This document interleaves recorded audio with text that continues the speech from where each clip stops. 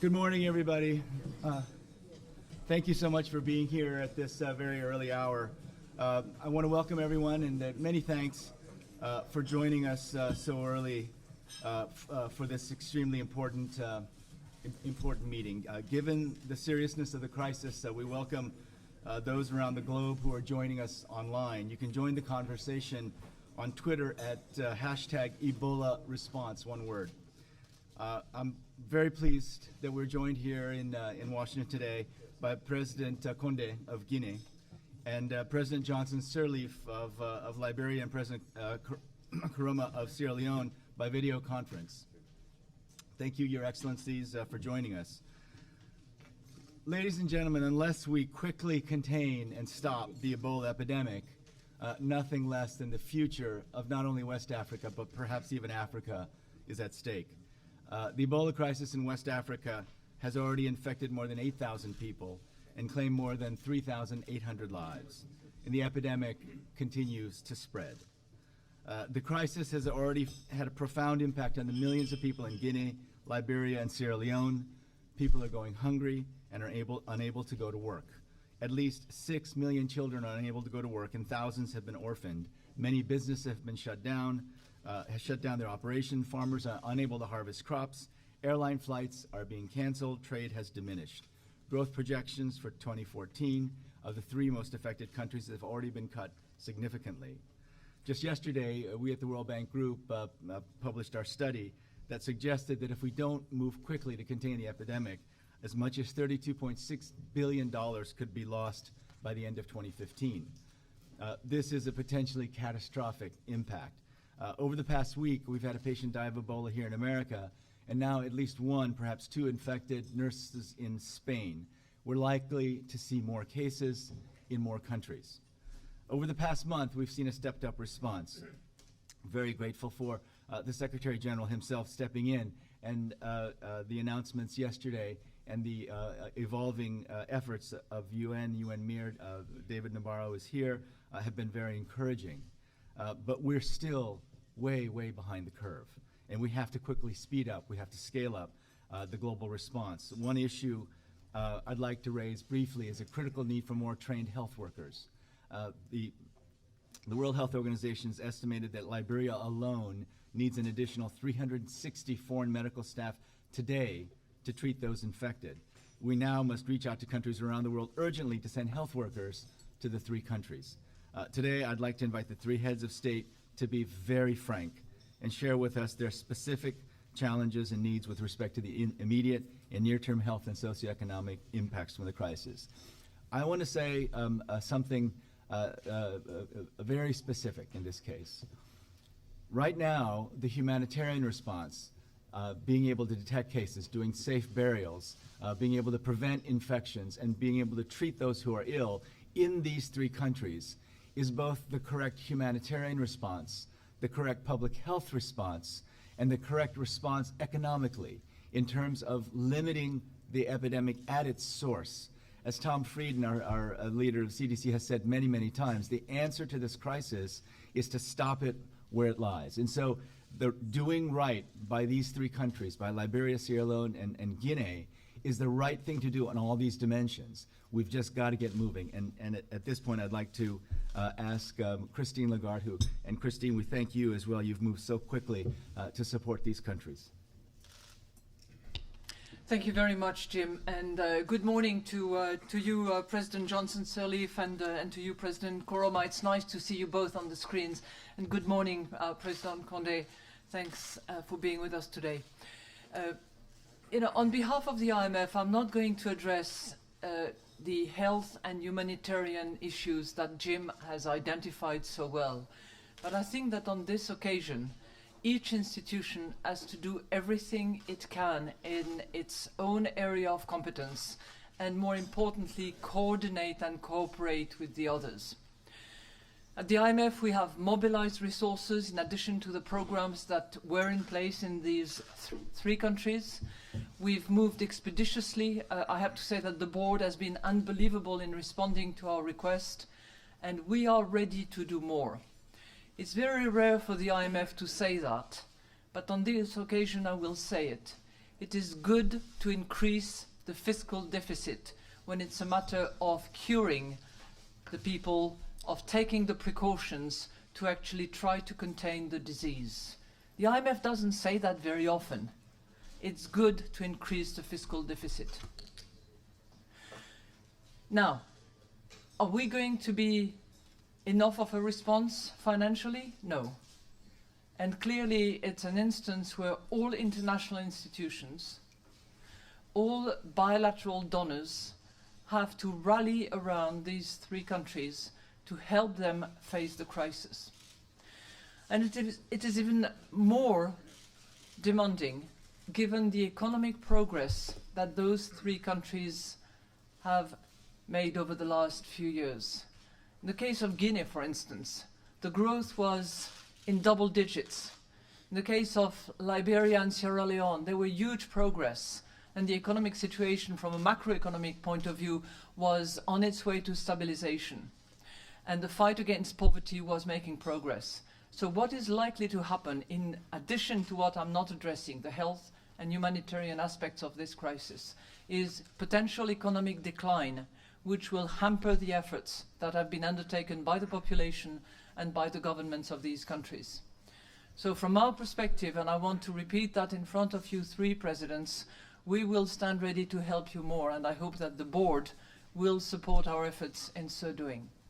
I would like to recognize the effort of Jim Kim in trying to shake us all in doing what is required, and I would like to salute the heroic efforts of the doctors, of the nurses, of all the people who on the ground are taking risks to address the issue. Thank you. Thank you very much, Excellency Secretary General Ban Ki-moon. Thank you, Dr. Kim. Thank you for organizing this very important meeting at this very important timing. And I'd like to thank His Excellency President Alpha Condé of Guinea for his personal participation. And I'd like to welcome and glad to see President Sirleaf Johnson Sirleaf of Liberia and President Koroma of Sierra Leone. We have spoken over the phone yesterday with the three presidents, and thank you for your leadership. And I'd like to thank Madame Christine Lagarde of IMF, as well as President Donald Kaberuka of African Development Bank. And I'd like to also thank the President of CDC of the United States for leading this campaign with the President Obama. As everybody will agree, the West Africans are scared. They need our urgent help. The world fears Ebola too. That is why we are here. The best antidote to fear is an effective response, effective and urgent response. We need the 20-fold speed and resource mobilization. We meet today to build on the high-level meeting on Ebola, which I convened just about 10 days ago with the President Obama, and many leaders are participating at the United Nations. We have 5 top priorities. First, we must stop this outbreak. Second, we must treat the infected people. Third, we must provide essential services. And fourth, we must preserve stability of the countries concerned. And fifth, prevent outbreaks in non-affected countries. I commend the World Bank for approving $400 million for grant and loans for the 3 affected countries, and the African Development Bank for its swift intervention. I thank the United Kingdom and Sierra Leone for last week's pledging conference in London, and I applaud the courage of many medical and support personnel working to help the people of Guinea, Liberia, and Sierra Leone. The United Nations is providing a system-wide response through UNMEER with WHO at its center. Yesterday, I convened the United Nations system-wide meeting again with Dr. Margaret Chan participating, with Dr. David Navarro, my special envoy, and Special Representative Anthony Bamburi, all participating. Dozens of countries are providing life-saving contributions. These are building blocks for a global response coalition. But let me be clear. Cases are growing exponentially. We need at least, as I said, 20-fold surge in assistance. Mobile laboratories, vehicles, helicopters, protective equipment, trained medical personnel, and medevac capabilities. We must work together to provide the best standard of care for each individual. Things will get worse before they get better. How much worse depends on us, the international community. So to all who have pledged, I say today, please deliver now. And for those who have yet to pledge, I say today, please do so soon. That's my urgent appeal. This is an unforgiving disease. And I have instructed my United Nations principal leaders that do not wait for consultation, just to take action. When there is a decision, it's a matter of implementation, rather than waiting for consensus or consultation. I told them that do not blame me for lack of consultation. It's a matter of action now. I think we can beat this disease. It's time for the international community to step up and scale up. And I thank you very much for your leadership. Thank you.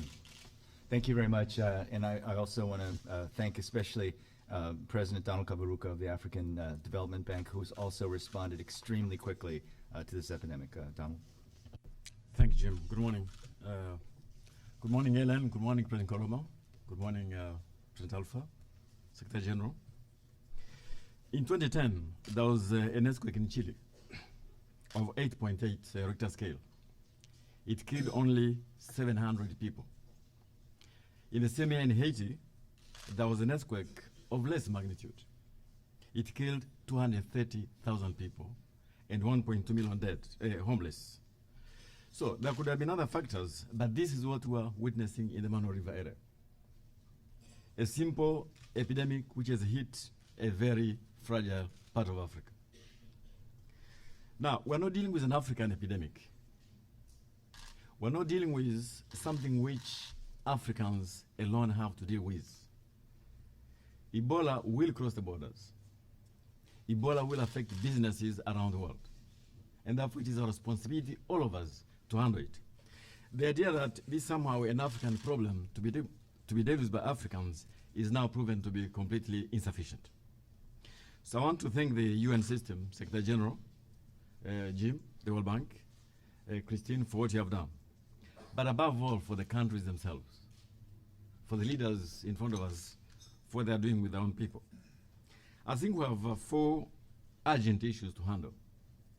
Number 1 is to deal with the epidemic itself. Number 2, the macroeconomic support. Number 3, to stop Ebola spreading in the region. But above all, dear colleagues, I want to say the following, that please let us do no harm. Now, part of the harm is damaging investor confidence in the long term. These countries will overcome Ebola one day, and they'll pick up the pieces. So things we say today, things we do now, the numbers we give out, must be carefully thought out and calibrated. Now, we have provided up to now, I was in Liberia and Sierra Leone, I met the presidents. We have committed up to now $210 million, $60 million through WHO in August, and $150 million directly to the budgets of the countries only last week. But above all, we're providing $10 million to encourage African doctors and African health workers to go to the Mano River area. I think the key issue which our money is being used for is essential supplies, the Ebola Trust Fund Liberia, to support pay for the health workers and to look at the medium term. The issues now are very clear to all of us. Response was too slow, too little, too late. Now there is mobilization. But we must avoid scare and fear, which is leading to poor coordination. Let us not confuse coordination with excessive bureaucratic structures. We need critical mass. We need to be careful with doomsday scenarios. And above all, we need to avoid the narrative which is beginning to put a stigma on the people from the Mano River area, or even people in West Africa as a whole. It's a problem for all of us to deal with, and we can't deal with it. And I think the narrative we need here is we can resolve this matter if all of us work together. And the African Development Bank will play its part. Thank you. Thank you very much. And now would like to give the floor to President Condé of Guinea. Merci, Monsieur le Président. Thank Monsieur you, le Secrétaire President. général des Nations Unies, Monsieur le Secretary Président du General groupe La of Banque the mondiale, President Madame of la the Directrice World Bank, générale du Fonds monétaire international, Madam Managing Director Monsieur le of Président de la the Banque africaine de International développement, Monetary Fund, distingués President panélistes, of the honorables African invités.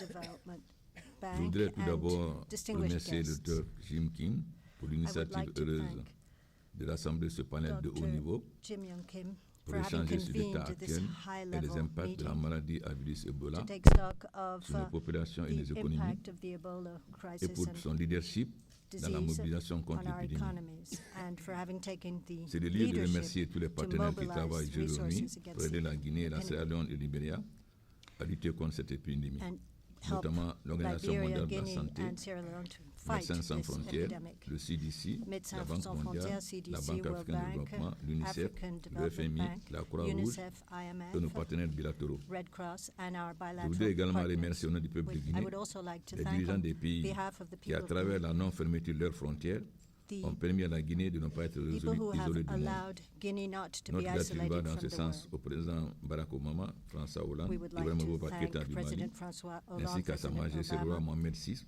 pour His leur soutien Majesty sans the faille au King, peuple de Guinée. Mohammed VI, for their Je salue la présence undefeated parmi nous du support secrétaire général to des Nations Guinea. Unies, M. Ban Ki-moon, la directrice The générale du Secretary FMI, Mme General Christine of the Lagarde, et le UN, président de la Banque africaine de développement, Mrs. M. Lagarde, Donald and the Kaberuka, President of the dont African des Development institutions jouent un Bank, rôle déterminant dans who la have played mobilisation a des partenaires. determining role. Cette mobilisation croissante de la in communauté mobilisation. internationale nous a Thanks to permis de this réaliser des increasing progrès importants mobilization of dans la lutte international contre cette community, maladie. we were able to make progress Cependant, in fighting de nombreux défis this demeurent. disease. However, there La are fièvre still Ebola qui enormous sévit challenges that toujours en remain. Guinée, au Libéria et en Sierra Leone a Since fait plus de 3 000 this morts et des disease has répercussions already économiques et reached sociales a toll of catastrophiques sur nos États 3,000 déjà fragiles. Victims. Face à cette And situation, our les countries efforts are et in a very l'accompagnement de nos fragile partenaires doivent être situation. amplifiés, rapides, Given this coordonnés et bien situation, ciblés. we have to coordinate and Cette target épidémie our constitue aujourd'hui efforts. une menace sanitaire internationale This disease et mérite une réponse is today internationale an globale, international mais surtout threat and sous-régionale, deserves an international car c'est toute la sous-région response. ouest-africaine qui est aujourd'hui directement Because menacée par all the l'épidémie. West African region is C'est pourquoi threatened j'en by appelle the à la epidemic, coordination des and that stratégies is why nationales de I would riposte like to et à la call for solidarité régionale. a coordination, En Guinée, mon gouvernement a coordinated déjà strategy. entrepris avec In l'appui des Guinea, partenaires les actions the suivantes. government, with the help of La different mise en partners, place des has mécanismes de already coordination et de implemented suivi des interventions. coordination mechanisms Une and large campagne de civil sensibilisation avec interventions, toutes les sensibilités politiques et sociales. on La awareness mise en place de actions, 3 laboratoires mobiles. setting up La 3 mise en place et mobile l'approvisionnement en labs, intrants de 2 centres de traitement. implementing La 2 fourniture treatment d'équipements logistiques centers, pour la riposte. L'ouverture de 41 points de opening contrôle of aux frontières 41 terrestres, aériennes et maritimes. control qui ont checkpoints toutes été at maintenues the ouvertes. borders, La mise en place de mesures rigoureuses de Implementing sécurisation a des vols number of internationaux à partir de l'apport de measures Conakry. Nous to avons make 7 vols hebdomadaires d'Air to France et take, de Air Maroc. to Et 2 make vols sure that hebdomadaires de measures are SN taken Bruxelles. at the airport, since we 13 have centres de 7 transit sont en cours de daily construction dans 4 international flights centres de that arrive traitement. in Conakry. Grâce à ces actions, aucune Without exploitation all du of virus these par voie actions, aérienne n'a été possible à partir de la Guinée.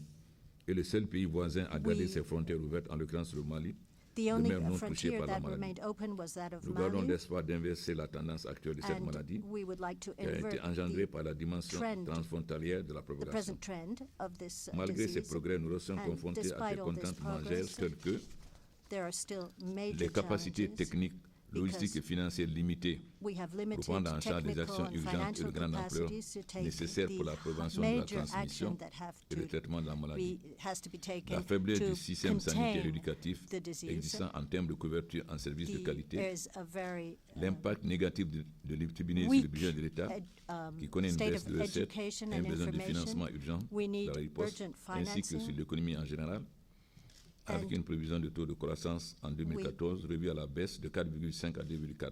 It seems that Afin our de surmonter ces difficultés, growth rate has le been gouvernement a évalué les besoins sur la base d'un plan qui comprend reviewed renforcement de la riposte, notamment à travers for la mise à la next year disposition and de will plus de be much fournitures, lower. de médicaments, We have to d'équipements de provide protection individuelle et de all matériel sorts de of prévention des supplies, infections de main, medication, à financer la formation des equipment. personnels de We santé, have to fund le renforcement the du système de training santé of pour une meilleure healthcare gestion de la workers, maladie et le renforcement and de we la have to résilience aux reinforce épidémies de cette the nature. resilience to this Un type of appui epidemic. budgétaire nécessaire pour We permettre le need financement de la lutte budgetary contre Ebola support to et possible la fund mise en œuvre the du fight programme prioritaire du gouvernement. against Ebola. Les supports aux secteurs économiques les plus affectés par And l'épidémie, notamment le we secteur have to agricole, support tourisme, the industriel, tourism, sauvegarder les emplois et agriculture, lutter and contre major sectors l'appauvrissement that des have been populations. affected by this disease. En conclusion, And nous as a avons donc 4 conclusion, objectifs there are 4 d'intervention immédiate objectives: pour stopper immediate la intervention maladie, to le renforcement contain de the notre système de disease, santé reinforce our health et and d'éducation afin education d'être systems capable de faire face to à be n'importe able quelle to épidémie à cope l'avenir. with any type L'aide of budgétaire future massive, epidemic. et je suis très heureux d'entendre la Massive présidente de la budgetary Banque mondiale support. dire And I'm qu'il faut extremely accepter pleased to d'augmenter hear le that the déficit, president du Fonds of monétaire the, d'augmenter le déficit, IMF ce qui est un managing changement radical director de la said politique that Fonds we monétaire. need Je suis heureux help d'entendre le président de la Banque and mondiale we et can le increase our secrétaire général deficit, dit qu'il which faut is multiplier par quite a 20 change l'aide from the actuelle. usual narrative. Et le dernier point, c'est And the last modifier point la is we have communication, to comme dit change le our whole président system de la of Banque africaine, communication, pour as casser the cette African Development Bank has said. We have to change the psycho-oscillationnelle qui ne narrative repose sur rien, à mieux expliquer ce qu'est l'Ebola, and better pour que explain what les hommes Ebola d'affaires reviennent. is, to make sure that Nous comptons sur investors l'assistance come back technique to our financière de la country. communauté internationale And we pour la mise en rely œuvre de ce on plan. Je the vous remercie. support, technical and financial Thank support you. of the international Thank you very much, Your community. Thank you Excellency. very I'd like much. to now ask President Johnson Sirleaf for her comments. That was, he's not doable. He is, I don't know what I did, but it was pretty No. messy.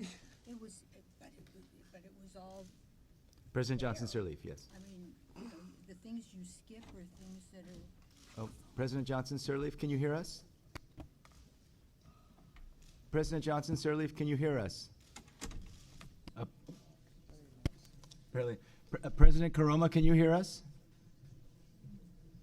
Yes, clearly. President Koroma, your remarks, please. Mr. Secretary General of the United Nations, President of the World Bank, Madam Managing Director of the IMF, President of the ADB, distinguished ladies and gentlemen. Since the first cases of the disease in Sierra Leone in May, over 2,500 of our people have been infected, of which there are little over 530 survivors. Our people are dying. Children are being orphaned. Most of the dead are women, and over 2/3 of those infected belong to the most economically active age category of 15 to 50.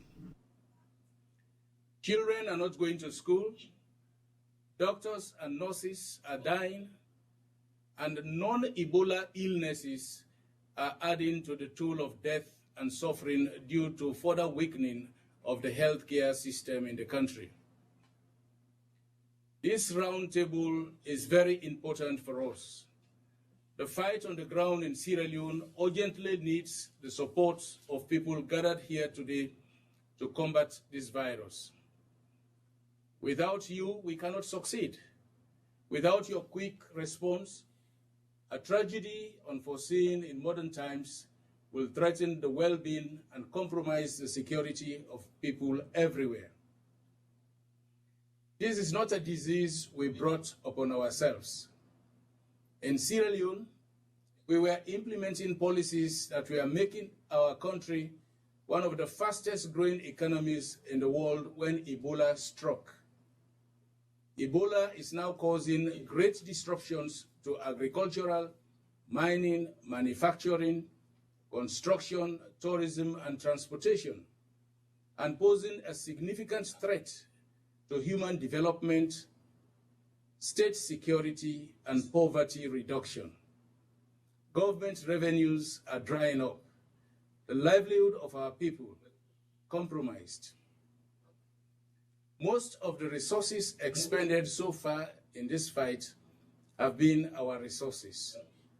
This is changing, and we laud the World Bank for hosting this roundtable, for increasing its allocation to our countries, and for speeding up its approval processes to get resources to the ground. We laud other partners for infusing more urgency into their Ebola response. The last few weeks have indeed been weeks of massive concerns and commitments to fight the outbreak. However, the general international response has up to this moment been slower than the rate of transmission of the disease. This slower than the virus response needs to change. I hereby seek the acceleration of the translation of commitments to physical facts on the ground. That is what is urgently needed now. Commitments on paper and commitments during meetings are good, but commitments as physical facts on the ground are best.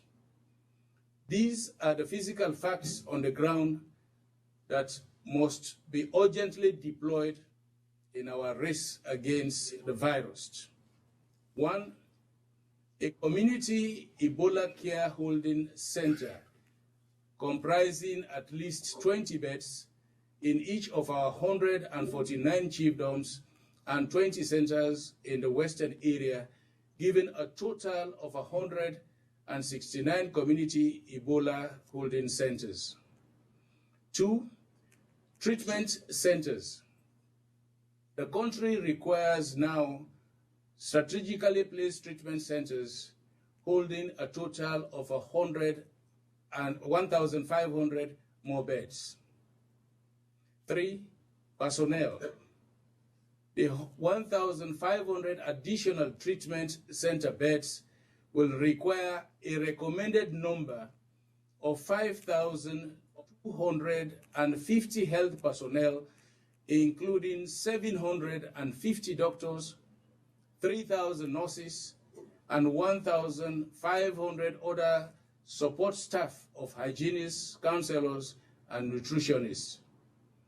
The community care Ebola centers also need trained health workers with medical doctors supervising a cluster of them.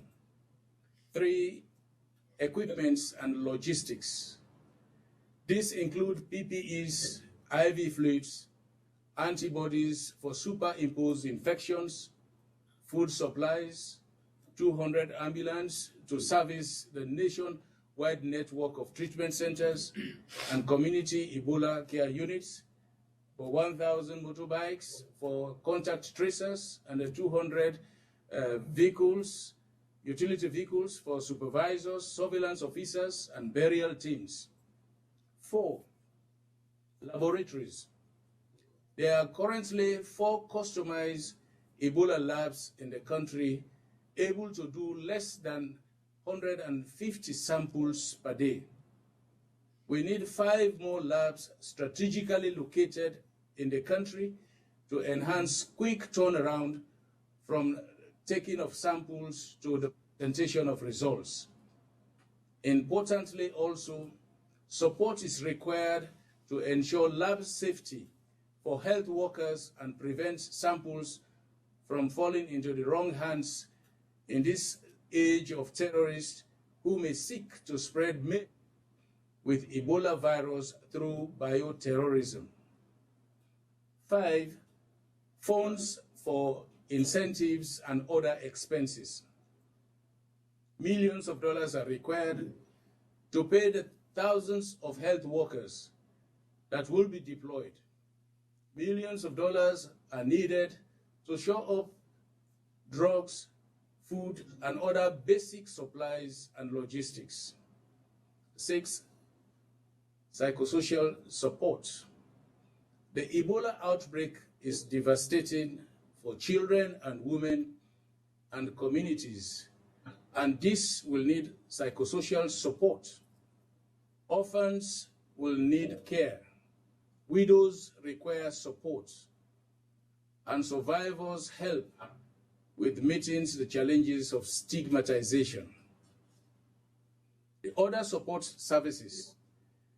The fight requires communication support to facilitate contact tracing, transmission of lab results, and general logistics chain management. It is sustainability.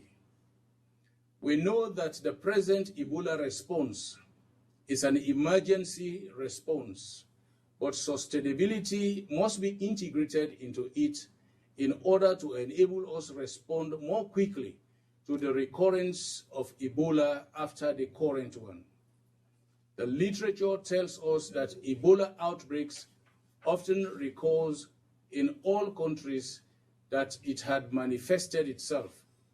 This will require a medium-term transformation of makeshift centers into permanent ones, ongoing training of health personnel in the country, and the establishment of a national public health institute with such capacities. 9, kickstarting the economy. The disruptions to economic activities pose a major challenge in the domestic revenue mobilization, investments, external trade, and livelihoods. Therefore, the support of multilateral financial institutions is critical in addressing the emerging financing gaps in the fiscal and external sector accounts of affected countries. Support is needed to enhance post-Ebola investments, restore livelihoods, prevent more sufferings, and strengthen our capacity for partnership in peace building, for good governance, and socio-economic development. We very much welcome the establishment of the UNMEER, and we salute the commitment to support the fight with holistic sub-regional emphasis. In furtherance of this, we are proposing a sub-regional Mano River Summit with UNMEER to tighten our plans, bridge the gaps, and move forward. Ebola out of any one of our countries is not really a success until we get Ebola out of all our countries. Distinguished ladies and gentlemen, the situation is new, complex and involving. Current deployments are not enough if we are to get ahead of the virus and stop it. Now is the time for actions in logistics. Now is the time for actions in establishing and staffing additional treatment centers.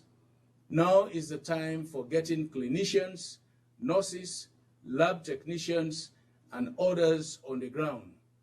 Now is the time for fast-tracking the translation of commitments to positive facts of response on the ground. This is a race to get rid of this evil virus. This is a race for all of us. I am hopeful we shall win this fight. We shall prevail. We have already ensured hundreds of survivors. We have to ensure the survival of tens of thousands more. We will kick Ebola out of our countries with your support. I thank you for your attention. Thank you, President Koroma. President Johnson Sirleaf.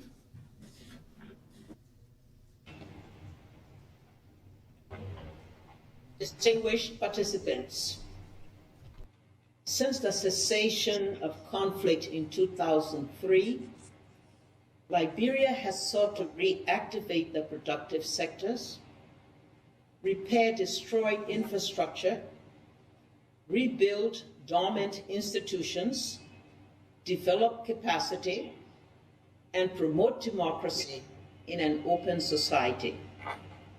Restoring bilateral and multilateral relationships and partnerships formed an important part of this policy of stabilization and reform.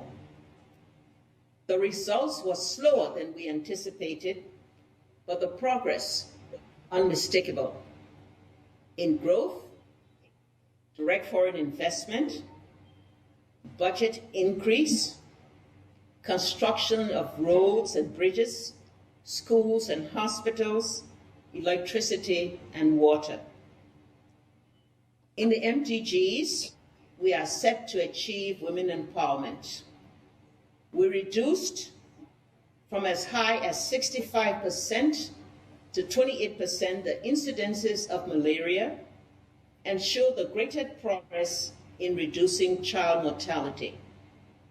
The progress was not total, for we experienced in the last year a decline in the growth rate exacerbated by budget deficit on account of global price decline in major export and price increases in import of basic commodities. Our development agenda was interrupted by the Ebola outbreak. We started in March and returned with intensity in June, spreading into the capital city where 1/3 of the population reside. With limited understanding of the disease, low human capacity, and a slow international response, the disease quickly outpaced our ability to contain it. As a result, the disease spread to all of our political subdivisions. Over 2,300 persons have died, including 92 healthcare workers, and a further 6,700 of our citizens are being traced as contacts. Affecting our neighbors in Guinea and Sierra Leone as well, restrictions imposed on air and sea travel resulted in increased cost of travel and increased commodity prices affecting the poor. With the support from development partners and the international community, we are working hard to contain the epidemic. We face huge challenges to ensure controlled treatment, robust contact tracing, and vigorous case management to stop transmission. We need to do more to change habits and attitudes through advocacy and community mobilization. We need to make sure that bodies are promptly removed from the streets of our cities and homes of our families. More than ever, we need qualified and dedicated staff to join the fight against Ebola, and we need to ensure that it all comes together immediately. Today, with better knowledge and capacity and robust support from partners, including the institutions you represent, we are a bit more confident that our collective response will turn the curve away from dire projections. What can be done? And what more do we ask of you? First, we must contain the disease in a more timely and decisive response. This means the construction of treatment and testing and bearing centers within a time frame of 1 month. By mid-November, all such facilities functioning with staff health workers, both local and expatriate. We need more resources for establishment of community care centers with ownership and participation by the communities themselves. We need to help the young children who have been orphaned. Second, we need to improve and strengthen regular healthcare systems because many of the deaths recorded resulted from regular deaths of those who had no access to closed or non-functional health facilities. This will require support for training and compensation to healthcare workers who, for fear of the risk involved, have refused or are reluctant to return to work. Third, We must mitigate the economic consequences of the Ebola crisis, which have caused a shifting of resources from ongoing operations under our agenda for transformation. This will require stimulation of our productive sectors, particularly agriculture. This will also require significant support for completion of ongoing infrastructure projects, primarily power, roads, ports, and water, which are vital to improved access to and quality of health care. Finally, I want you to know that our government remains firm in its commitment and resolve to meet the challenges of this crisis by ensuring a fully integrated coordination and decision-making structure around a unified strategy and implementation mechanism with full transparency and accountability involving both domestic and expatriate accounting and auditing institutions. I thank each of you for the tremendous support which Liberia received from your institutions as we travel the road of economic and social recovery. I thank you even more today as you join us in meeting the challenges of the Ebola crisis, ensuring that our renewed healthcare system will prevent a recurrence and our economic gains will be restored. Thank you very much, Excellency. Thank you all three for giving us such very specific tasks and work to do. Now, I'd like to open it up, and I'd like, if possible, if you'd like to speak, put your name cards up, and I hope that the speakers can address very specific issues. One question: how can the international community speed up full-scale implementation of the response to the Ebola epidemic? And two, what additional actions can the international community take to help the affected countries? So I hope that we can be extremely specific and that we can come out of this meeting with other things that we have decided to do. Now, what we're going to do is get as many comments as possible, and then we'll go back to the three heads of state at around 8:40. In order to keep our time, I actually set the timer. Everyone has 2 minutes, and extra points if you can stay under 2 minutes. Let's start with Tom Frieden from the Centers for Disease Control. Tom. Tom. Thank you very much, and thank you, Jim, for your leadership and very rapid work, and for all of the support, but most of all for within the countries, the work that's been going on. This is a fluid and heterogeneous epidemic. It's changing quickly, and it's going to be a long fight. I will say that in the 30 years I've been working in public health, the only thing like this has been AIDS. And we have to work now so that this is not the world's next AIDS. We can do that, I think, exactly as was said by all of the three presidents. Speed is the most important variable here.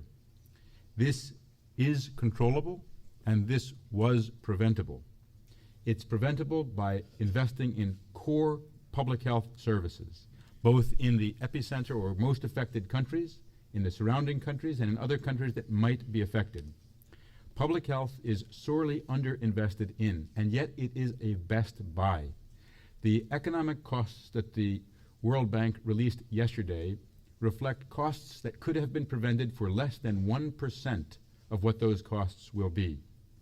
That is a very specific set of interventions that is needed: laboratories, trained public health staff, tracking systems, emergency response, and infection control.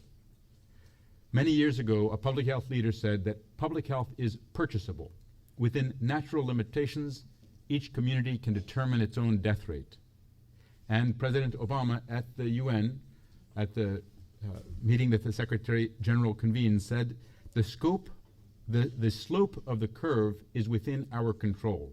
We can control it by speed going to the local level, supporting not just the countries, but the counties, districts, and prefectures. That's where the battle will be fought and where it can be won. Thank you. Excellent, Tom. Thank you. Ngozi, Excellency. Thank you very much, Jim. 3 points. Nigeria suffered this crisis and managed to contain it through a number of actions. Quick, decisive action, massive mobilization, public information through cell phones. Everybody got a text message in 125 million mobile phones in the country on hygiene, on what to do and how to recognize the disease and how to change practices. We quickly mobilized all the logistics. I want to stress that the lesson we learned is that the quick communication and mobilization of logistics that the president's mentioned is key.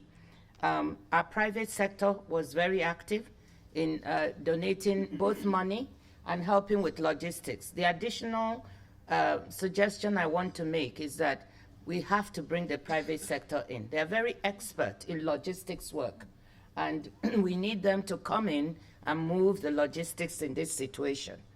We quickly moved also to donate money 3 months ago through ECOWAS. Our president, Goodluck Ebele Jonathan, donated $3.5 million to the countries. We've been working through Redeemers University and our Centers for Disease Control to help train workers and do lab work. We stand to do more, ready to do more. I've talked with Donald Kabaruk about using the Nigeria Trust Fund at the ADB to try and move quickly. And my final point is medium and long term. Short and long term. Short term, yes, humanitarian, but medium term, Marshall Plan to strengthen health systems. And finally, do no harm. This thing is driving private sector away. I know in Nigeria, insurance companies refuse to insure staff to come for visits and for business. We must not roll back the progress made by this continent. I wrote about it in the FT yesterday. It's a serious problem. Thank you. Thank you very much. I'd like the European Commission, Kristalina. Thank you, President Kim. I hope we walk out of this meeting with a very simple message. We deal with a scary, deadly threat, but together we can beat it. And obviously, we would achieve that only if we coordinate our efforts as the UN is now doing for us well. 3 points from the European Commission. First, we are delivering on the two-pronged approach that you outlined. Tackle the disease now, but also counter the negative economic, social, and security consequences. We have provided 180 million euros. We will do more, and we broadly spread it in 2 parts, around 80 to fight the disease, around 100 for budget support for the countries. In terms of immediate tasks right now, first, something that I admit we have struggled with for quite some time, Medevac. Finally, we have a solution. We have a contract. As Ngozi said, turn to the private. When you are desperate, turn to the private sector. They'll come up with a solution for you. So we can, with under 48 hours, guarantee the evacuation of international medical staff, crucial for more people to go. Second, we are leaning forward on delivering more in-kind assistance, because this community clinics, they need everything you can think of. We have now 3 cargo planes going to the 3 countries exactly with this, with equipment, with medical supplies for that reason. 3, we continue to support more people to be deployed, including many Europeans. I'm very proud of them. All my medical staff from my team is there, is in the countries. Now I'm running out of time, and we obviously all have to do more. Thank you. Thank you. Thank you so much. The Medevac news is very, very encouraging. Bruce Aylward from the World Health Organization. Thank you, Jim. Excellencies, ladies and gentlemen. I arrived here 12 hours ago from West Africa. I'd been there 12 days ago, and I came this time to communicate 3 things. First, the situation is worse than it was 12 days ago. The disease is entrenched in the capitals. 70% of the people affected are definitely dying from this disease. and it is accelerating in almost all of the settings.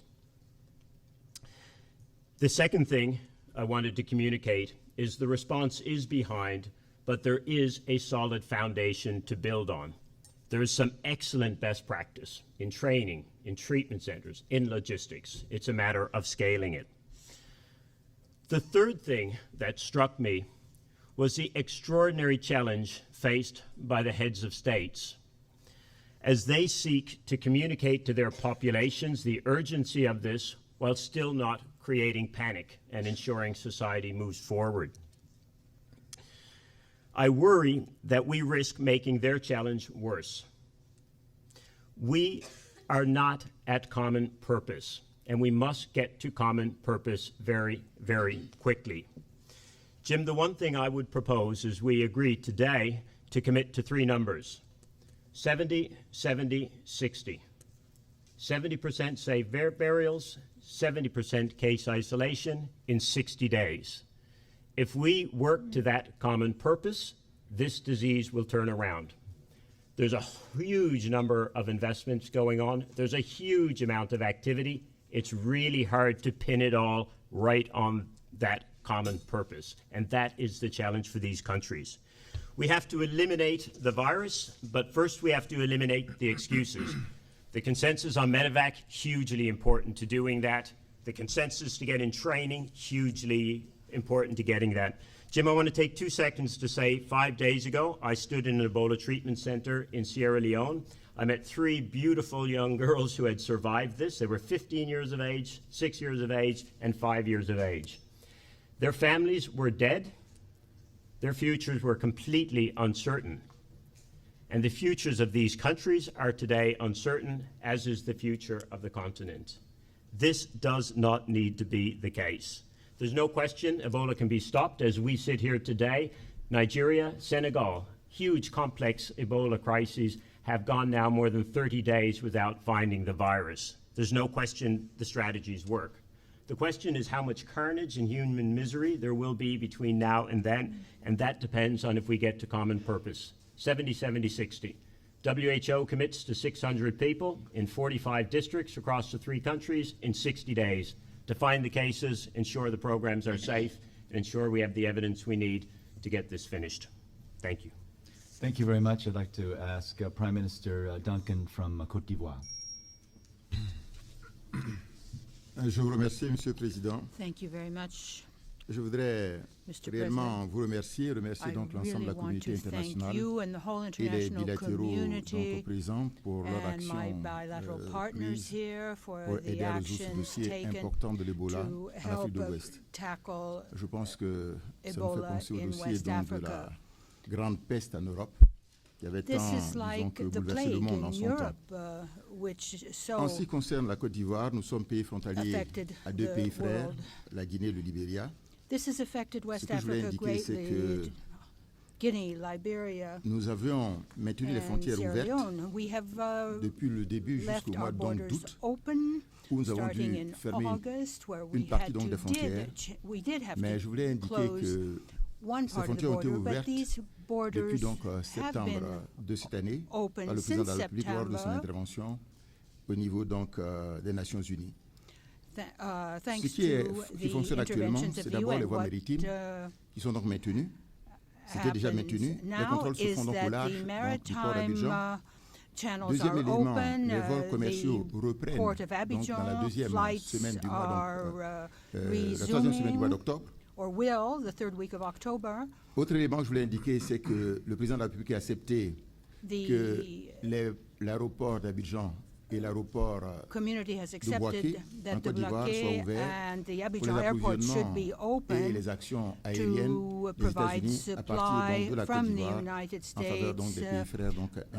from Côte La Côte d'Ivoire d'Ivoire a to the contribué affected pour un montant countries. donc, We de have $1 million contributed pour $1 million aider nos pays to frères. help our Il doit y avoir bientôt d'ailleurs sister l'envoi de jeunes volontaires countries, and we médecins will be ivoiriens sending vers donc, les pays Ivorian infectés. young Leur doctors entraînement donc, est to actuellement help. donc, en cours à This ce niveau. is now Les corridors being humanitaires sont maintenus aux implemented. frontières de manière à We have permettre the health d'aller donc de l'avant corridors, sur the cette question. sanitary Je corridors suis heureux in donc des place on the dispositions borders. financières et techniques prises par les So pays donc, the et les institutions measures internationales. taken by the Je pense que international ces choses bodies sont are very essentielles important. pour They are permettre donc de essential vaincre to donc, allow Ebola us dans to la sous-région. vanquish Je suis heureux qu'après les Ebola réunions donc de la CEDEAO in this et les réunions sub-region, donc and de I l'Union would like to thank africaine, la communauté ECOWAS internationale se and the mobilise sur ce international dossier. community Merci beaucoup, Monsieur le for Président. the mobilization Thank you they very have much. shown I'd like in to this ask serious issue. Minister of Development Lilian Ploemen from Netherlands. Thank you very much, Jim.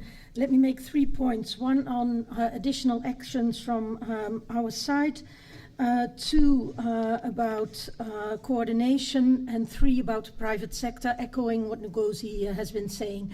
Our additional actions. We have made available the Karel Doorman, which is a joint logistics support ship. It can carry cargo with a total load of almost 2,000 lane meters. It has a helicopter platform for 6 helicopters. It has a Roll 2+ hospital with 60 beds, 2 survival units, and 3 isolation units. In addition to our financial contribution of 18 million euros, we will be reprogramming up to 16 million euros in the region to support all the efforts of the 3 countries. We make available our training program, Customs Without Borders. It's a training program for customs officials, and we all know that there needs to be some improvement in the handling of goods in the countries, so they are able to make tailored trainings. On the coordination, we are really ready to coordinate, and we've been doing so, but it has not been easy all the time. We have to acknowledge this, and we have to make it better. And I think consensus is a good thing, but action is a better thing. Let me echo what we heard from the Secretary General. In my country, there's a lot of criticism on the coordination. We need to straighten that out ASAP. Then thirdly, I've been dialoguing with the Dutch private sector that is active in the region, DSM, Philips, Shell, Heineken. They are doing exactly, I would suggest, what Ngozi is saying. They are assisting with financial contributions. They are making their logistical and healthcare facilities available, and they are echoing the news that the economies need to be sustained on the short and the longer term. I will continue that dialogue, be very happy also to include some of the other companies and work with people around the table to make that an international endeavor. Thank you very much. So let me just, we will go next to David Nabarro, then we'll go to Justine Greening, the United Kingdom, then we'll go to Deputy Secretary Raskin, and then MSF David Olson, and we'll continue from there. I'm sorry, we're trying to manage and get everyone a chance to speak. We'll move as quickly as we can. David. Thank you very much indeed for the initiative in establishing this event.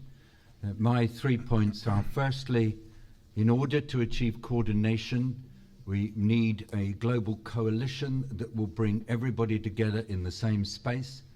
Tomorrow I am going to start some consultations about getting that coalition going as quickly as possible with the countries at the centre and everybody arrayed around them.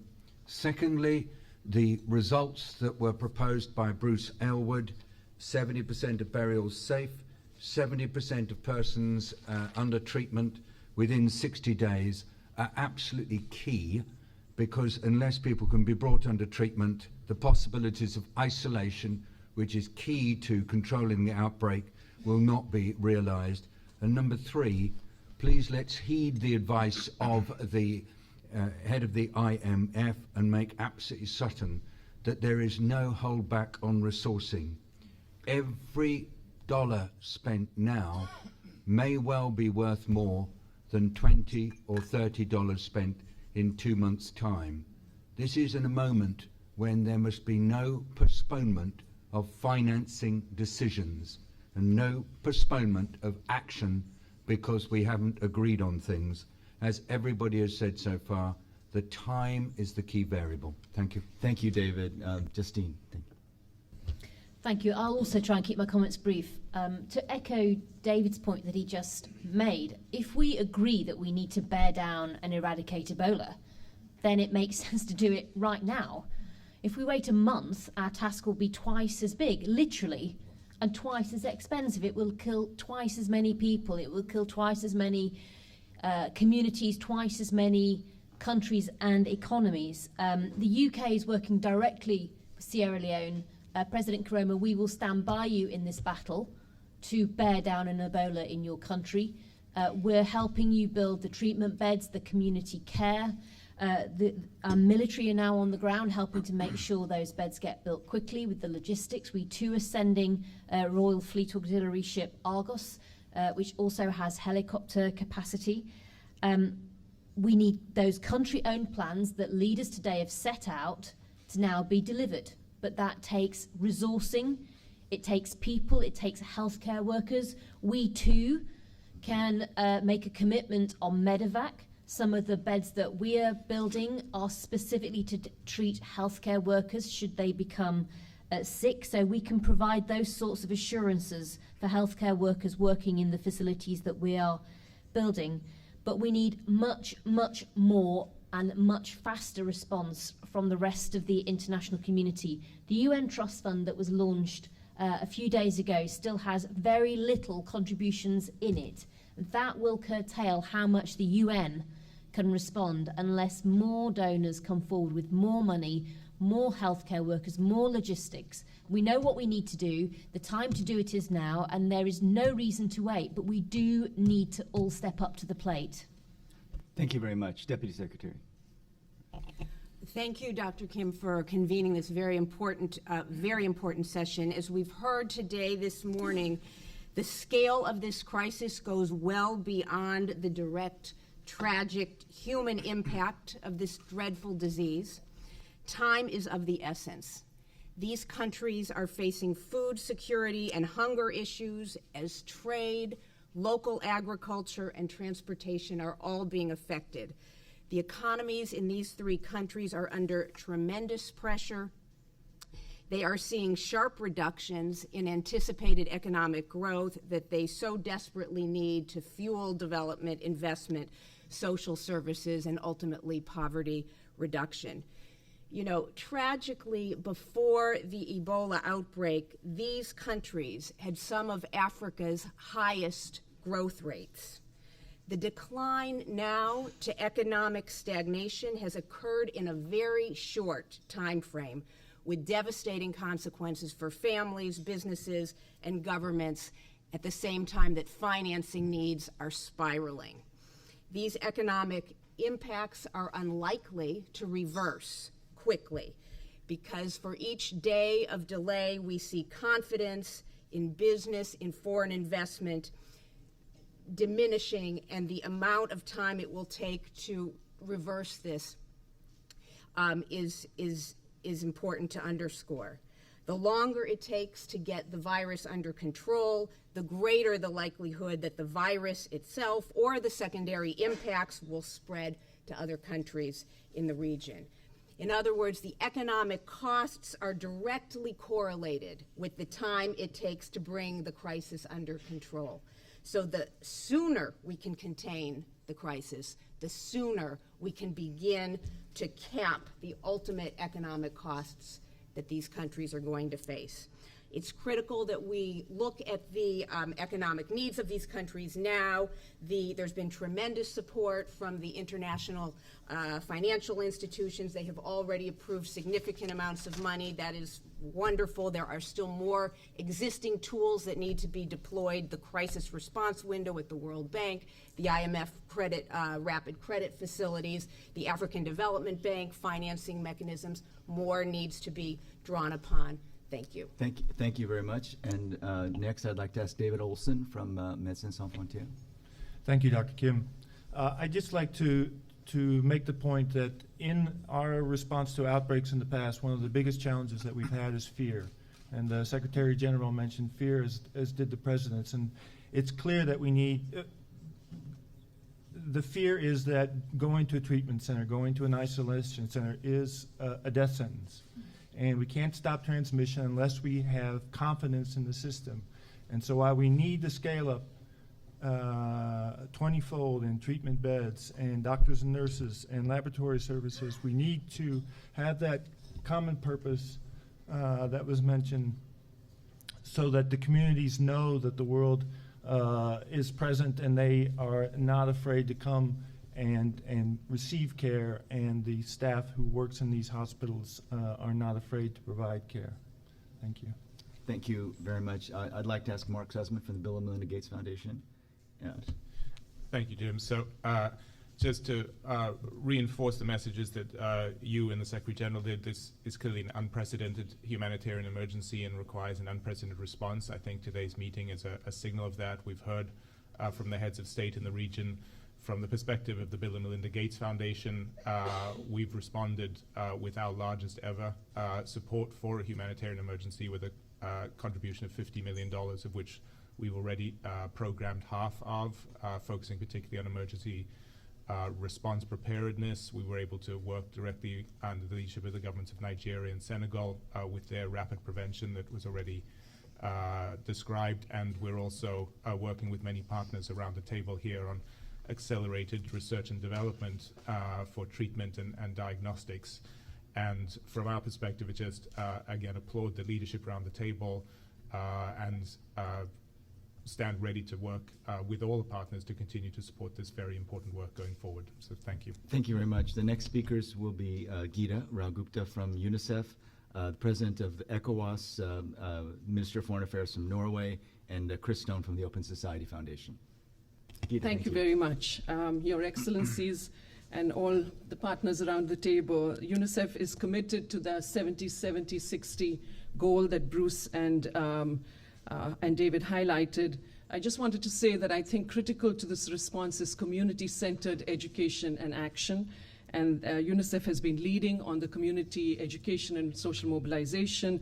And we are really now trying to scale that up extensively. But our credibility in that depends entirely on the scaling up of the care and treatment centers. So I want to just emphasize the need for investments in those areas and to highlight to you that we're working closely with the World Bank now to try and roll out a much larger number of community care centers that will be available. The Medivac news is very heartening to hear, both for international and national medical staff, but I also hope that it will extend to other staff, not just medical staff, because a lot of our social mobilizers are in the communities going door to door.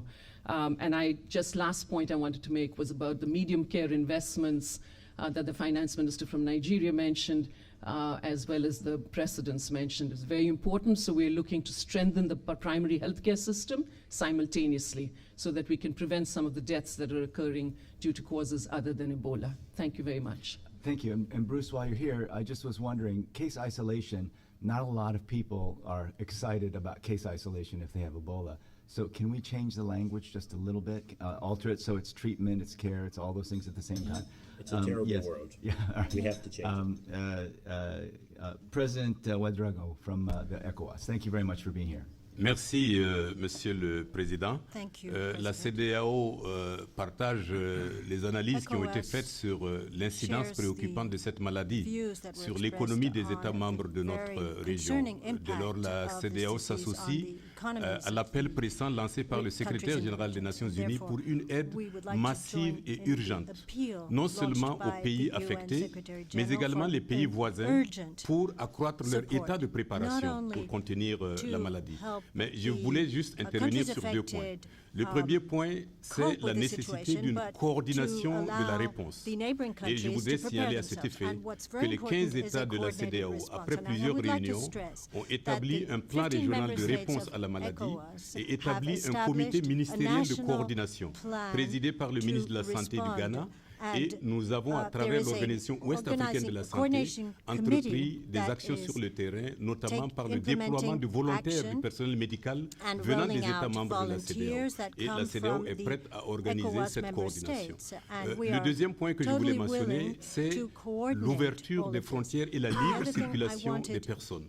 Si nous cloisonnons notre région, nous allons asphyxier l'activité économique et réduire la capacité de réponse des États. C'est nécessaire que que nous ayons ces frontières ouvertes.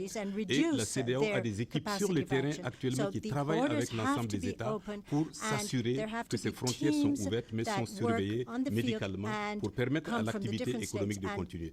Pour terminer, je voudrais saluer encore une fois l'action courageuse des 3 chefs d'État impliqués par cette truc et leur apporter le plein soutien de la CEDEAO dans leurs efforts. Je vous remercie. Thank you very much. Minister of Foreign Affairs, Brende of Norway. Thank you. Thank you, Dr. Kim, and thank you for inviting to such an important breakfast. It's a good follow-up of the Security Council meeting on Ebola. It is a global humanitarian crisis that needs a global humanitarian response. That's what it's about. And reversing the outbreak is a shared responsibility. We all have the same responsibility around the table, and we need to step up now so it doesn't get totally out of control. I second what the president of Sierra Leone said. Let's kick this evil virus out of the country now. Norway has significantly scaled up our contribution the last weeks. We have now contributed $30 million to the UN, to humanitarian organizations. We are also now contributing in kind with personnel and also equipment. This we will continue to do. We have also released potentially Hercules aircraft, so we can use this in transportation purposes, but also getting people out. And I'm also pleased, Dr. Kim, today to say that I think your idea of a trust fund through the World Bank on Ebola, addressing livelihood issues, getting growth back again, sending a strong signal, is very timely. And on behalf of my government, I'm pleased that we will contribute at least with $10 million to this trust fund, and I hope others will do so too. Thank you. Thank you very much. Chris Stone, the next speakers will be Denmark, USAID, European Investment Bank, France, Canada, and Japan. And we're going to try to get everyone in as quickly as possible. Yes, we'll and if I've called you, put your card down, then I'll get everyone else as well. Okay, next, Chris, thank you. Thank you, Jim, and thank you for your leadership. I just want to underscore in your opening remarks the importance of the health workers being trained and the investment in training that we need.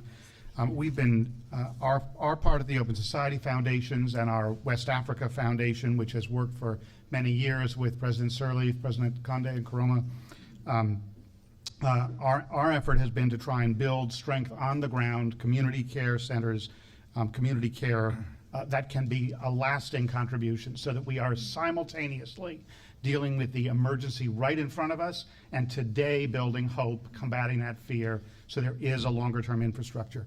We have been here before. We have watched the world mobilize and move hundreds of millions of dollars to places in need without that long-term infrastructure being left behind, and I think we need to really focus on it. To do that, I would like to at least suggest we think about whether perhaps under ECOWAS's leadership or other leadership from Africa, thinking about a new regional public health authority that can work across borders, that can build and continue to train and strengthen the community health workers, provide the training, run the laboratories, so that as we're investing in new laboratories, investing in new facilities for training, they are under a governance structure that is crossing borders and is building that hope, not just for the residents, the citizens of these countries, but for the investors, for the whole world that has a stake in the continued success here.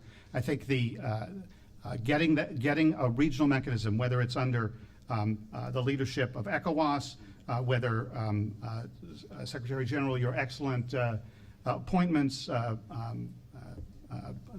Banbury, Mr. Navarro, and also, I don't want to forget Mohammed Shambas. I think he's taking his post today as the special representative for West Africa. This is leadership in Africa that really needs to be supported. Thank you. Thank you very much, Mr. Jensen. We only have the heads of state for a while. I have to leave at a certain time, so if we can speed up a little bit, would be great. Thank you very much. Well, thank you. And firstly, on behalf of Denmark, I would like to express our sincere solidarity with the people of Liberia, Sierra Leone, and Guinea. And for sure, Denmark will be doing our part in this crisis when it comes to transport, when it comes to equipment, when it comes to personnel, and we are already doing our parts, and will also try to do even more. I have three short points. Firstly, I would say that this crisis tells us also, when we think of AIDS, that we have to be better to foresee and prevent these type of crises on international level. Secondly, of course, we have to fight it now, but as others have said, then this is very much about, on the long term, to develop well-functioning healthcare systems in the countries. And thirdly, which I think is very important, is that we need to establish a much stronger global response and also financial support when it comes to research in medicines, in vaccines related to critical diseases as Ebola, but also others, if we have to fight this in the future. Thank you. Thank you, Raj Shah. Thank you. Just three quick recommendations and requests of those around this table with respect to accelerating the response. First, the United States can also commit to medical evacuation for responders for whom that is indicated. We have the capacity and the funding in place to make that real for all responders.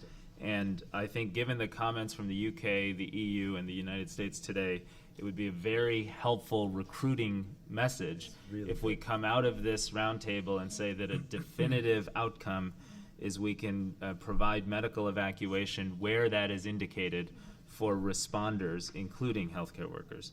Second, more needs to be done on in-country logistics without getting into what the United States and the UK militaries are doing. I really want to request of everyone around this table to fund fully the WFP and UNICEF that will be responsible for providing logistics and transportation support to the community care centers. This is critically important, and it's not yet in place in terms of that they're having that capability. So the U.S. will do everything we can, but I implore others to do more. Third, I am visiting the region next week with Minister Brende. I appreciate the joint trip. A big purpose of our visit to all three countries is to improve coordination. So any countries represented here that have questions or concerns about coordination, please share them with either of us, and we will do our best to carry that forward next week and report back. Thank you, Jim. Thank you, and I have to call a little audible. I'm going to ask Arthur to speak, been so deeply involved in the response. Yeah, World Food Program. Very quickly, thank you very much. And let me thank Raj, first of all, for raising the issue on supporting the special operation.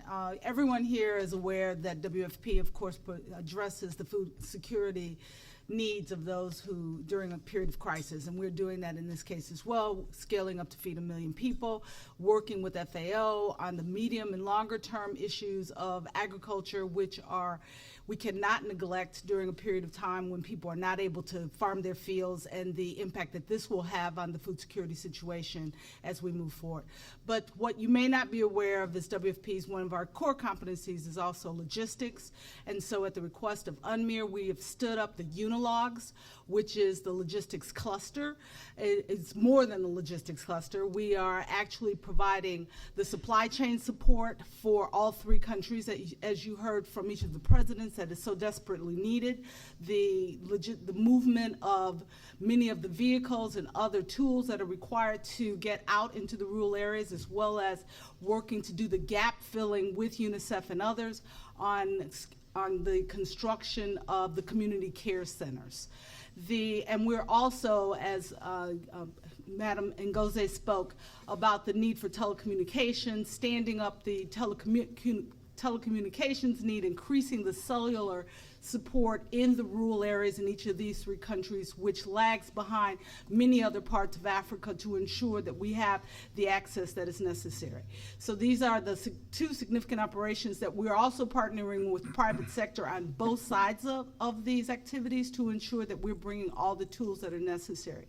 So it's not about us just performing, it's about us coordinating the support. So we appreciate the assistance that we're receiving from everyone. And we also want to thank those who have provided the commitments today on the medevacs. That is what we are hearing so much from our people on the ground, is they will perform, but they're fear. So thank you.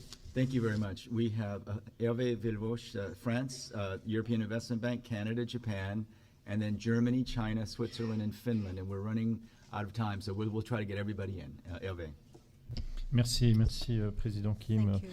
Merci pour la réponse audacieuse de la Banque mondiale, celle du FMI également. Ce sont des actions uniques pour ces organisations, mais ce sont des actions indispensables dans la course contre la montre. La France est déterminée à prendre part à cette course pour agir de manière urgente et opérationnelle.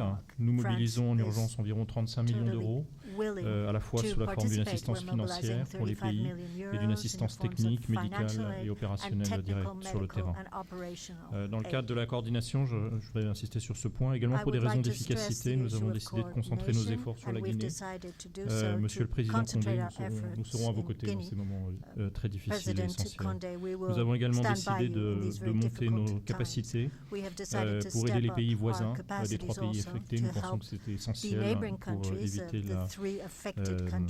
pour éviter que l'épidémie s'étende au-delà des trois pays déjà concernés. Merci beaucoup. Thank you very much. Werner Hoyer from the European Investment Bank. Thank you very much, Jim, and thank you for your leadership and the leadership of the Secretary General of the United Nations. This is very, very helpful and very, very urgent. We have no hour to lose. This week, the international financial institutions are sitting together here in Washington, and obviously we have a role to play in this. And even if we are not immediately operational aid agencies, this is why, from the point of view of the EU Bank, it's necessary to arrive at a system of coordinated action, really coordinated action, not only to address the immediate medical actions necessary to constrain and reduce the spread of Ebola, but also to rebuild a sustainable medical and economic system, and to avoid further-reaching economic damages that can be already foreseen. Therefore, the EU Bank, with operations in all African countries, is prepared in collaboration with the European Commission and the Member States to work in partnership with the World Bank, the African Development Bank, and national bodies to support the implementation of necessary solutions. So given the complexity of the challenges ahead, we have to concentrate on what we really can, where we have experience. We can support programs that focus on the development of social, economic infrastructure, support the further development of research, and the research on pharmaceuticals, and including the very important issue of realistic and professional field testing that will have to be done as soon as we have made progress on the research. And of course, we have to use our expertise in financial engineering and organizational capacity building to explore with the World Bank Group, the African Development Bank, and the other colleagues the development of innovative financial instruments. Development of vaccines already touched upon. Well, now the last role, we have to kickstart the economies if we do not want to put an additional huge economic and social burden on top of the humanitarian disaster. And this is why we must make sure that development and economic cooperation goes on and is not stopped. Thank you very much. Canada. Thank you very much, Dr. Kim. I'll try and be really brief. This is an unprecedented international emergency, and it requires a commensurate, coordinated response by the international community. Secondly, I think we want to emphasize that we completely support the UN mission on Ebola emergency response and the role it can play in ensuring, really emphasize, ensuring a coordinated and effective response and clarifying the roles which we can all play. If we're not careful, we will undermine our collective effort by not being very clear on the question of coordination. And then finally, I want to just say that Canada has, as other countries have stepped up its response in recent days, and we continue to explore ways in which we can advance our assistance further. Thank you very much. Thank you very much. Japan, Mr. Yoshida. Thank you. I will be very short. First of all, the coordination is very important. The Prime Minister Abe has already committed $40 million term assistance, but on top of that, we are prepared to deliver 500,000 protective gear to the venue. But the challenge as of now, first batch 20,000 protective gear left Narita September 18, but it's still stuck in airport in Abidjan. So more coordination is needed, and we are ready to do that, and we are ready to work with WHO and UMEA. And in that case, particularly in Accra, we have also Noguchi Institute, and JICA is decided to build up more support for this Noguchi Institute. And we are ready to work closely with you. Thank you. Thank you. So we need to get those 20,000 out of Abidjan. This will be one of the things we get done. Germany, thank you very much. Thank you, and thank you also for putting this issue on top of our agenda here. We need a very comprehensive but also a coordinated approach, it has been said. And the common purpose is central, so it's not only about numbers and money, it's about the common purpose, and therefore we feel what is also needed is kind of an action plan for every of these countries, where we also get clear who is doing what and how it fits together in terms of priorities. We very much welcome what the IMF and the World Bank has already done and committed. Bilaterally, I will not tell you what we are doing. It's about $85 million bilateral support, but also via the EU. I will not go into detail. We are very, very open with regard to additional proposals, what the multilaterals can do.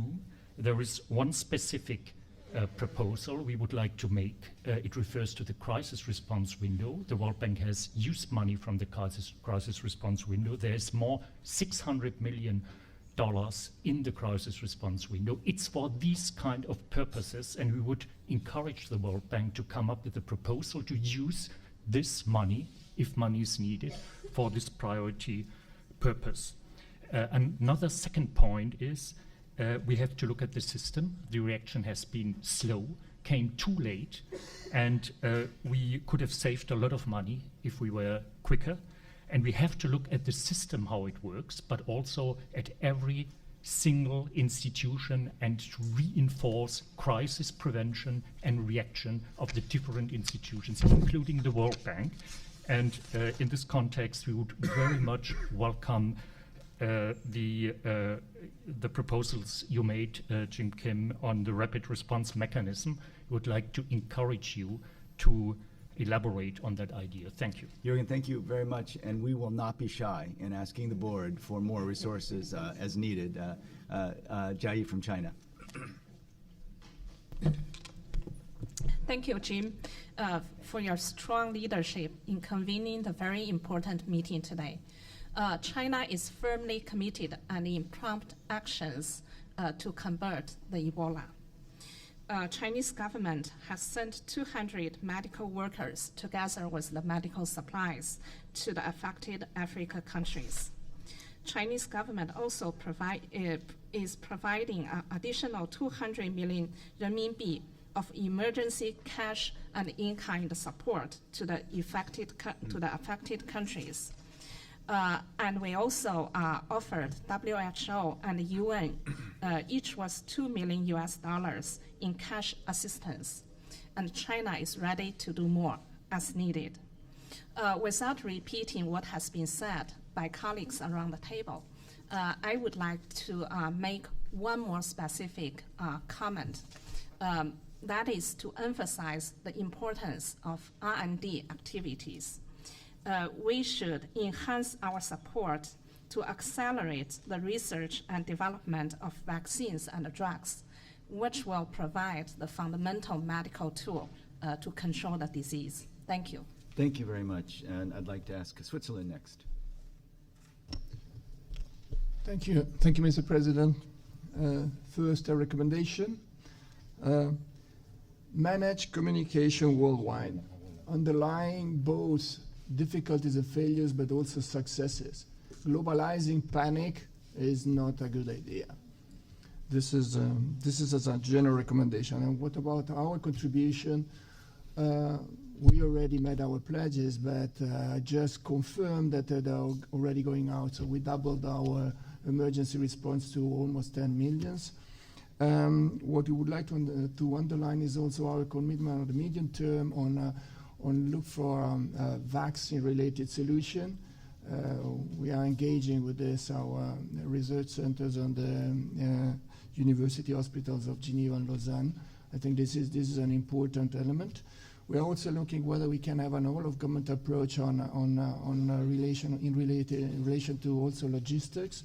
The first time we are even looking whether we can send helicopters and so on. We are trying to speed this up. And the last will be on the longer run. We are going to reflect about how we can reorganize certain of our effort in order to, on the longer term, to support strengthening health systems in the countries. Thank you. Thank you very much. Finland. Thank you very much. And two aspects, immediate action and longer-term action. On the immediate one, I would also like to confirm that Finland is doing her part and to underline the need for coordination. It's not only the grave situation on the ground, why we need very strong coordination, but it's also a test to the international community as a whole. On the longer-term action, I would like to underline very strongly that there are no excuses for not acting even more strongly on longer-term action. And I would like to take up two initiatives and fields of action. The first is to address not only the regular health systems, but the global health security agenda, which is the initiative by the US, and Finland will be chairing the steering group of the global health security agenda next year, and I think it's a very concrete way of enhancing the prevention, detection, and response capacities in the field. The other is how to create trust. It's not only how to address fear, but to create trust, and there I would emphasize the need for capacity building and creating trust to governments. Finland has been co-chairing the International Dialogue for Peace Building and State Building with His Excellency Minister Marah of Sierra Leone. And I think now the Ebola crisis really points out the need to address even more strongly the capacity issues in general. Thank you. Thank you very much. And I'd like to now ask the three heads of state to make some brief comments in response. We'll start with President Condé. Merci beaucoup, Monsieur le Président. Thank you very much, Mr. President. Je crois qu'il est très important ce que l'Allemagne a dit, de savoir qui fait quoi pour que les Germany crises said, who does moi, what. j'ai peur que I'm la coordination, afraid that coordination la multiplication de la coordination ne retarde plutôt la lutte is contre going to delay the fight against the epidemic. I think it's important to trust the countries themselves. We are setting up structures to respond directly. Lorsque vous donnez l'argent aux organisations, ça arrive très tard dans le pays. Because very often money given to other countries gets to us very late. L'aide directement au pays. So we need to get the aid directly to the affected countries. You have 200 people sick, you don't know where they are, so you have to concentrate the efforts on the countries directly concerned. The UN and the international community can certainly coordinate. We don't need to multiply structures. You have to trust us. We are able to set up the necessary structures. We need to be assisted on the ground to strengthen our health systems and our budget. We think that the president of the bank is in a very good position to help us with this and head up coordination. Because we know that there are funds, but we have to know where they are going and what they are doing. We have to be transparent and see to it that there's no corruption. President Koroma. President Koroma. Thank you, Mr. President. Mine is to thank all of you participants for the roundtable this morning, and from the contributions and commitments that have been made, we are very encouraged.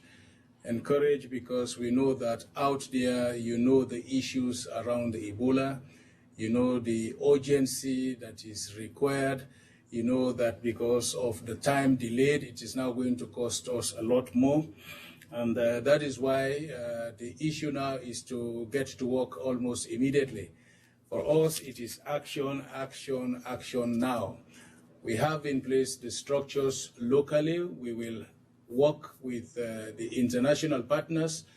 I believe that we have clearly stated what is required, and what is required yesterday. We're having this meeting today. We hope by tomorrow we will get into action. Thank you very much. Thank you. President Johnson, Sirleaf. 3 quick points. Speed. We'd like to thank all of those who have mentioned the need for speed, for timely action. It's been 3 months since we've been fighting this disease, and the sooner we can all come together and bring it to an end, the sooner we can all go about the business of development.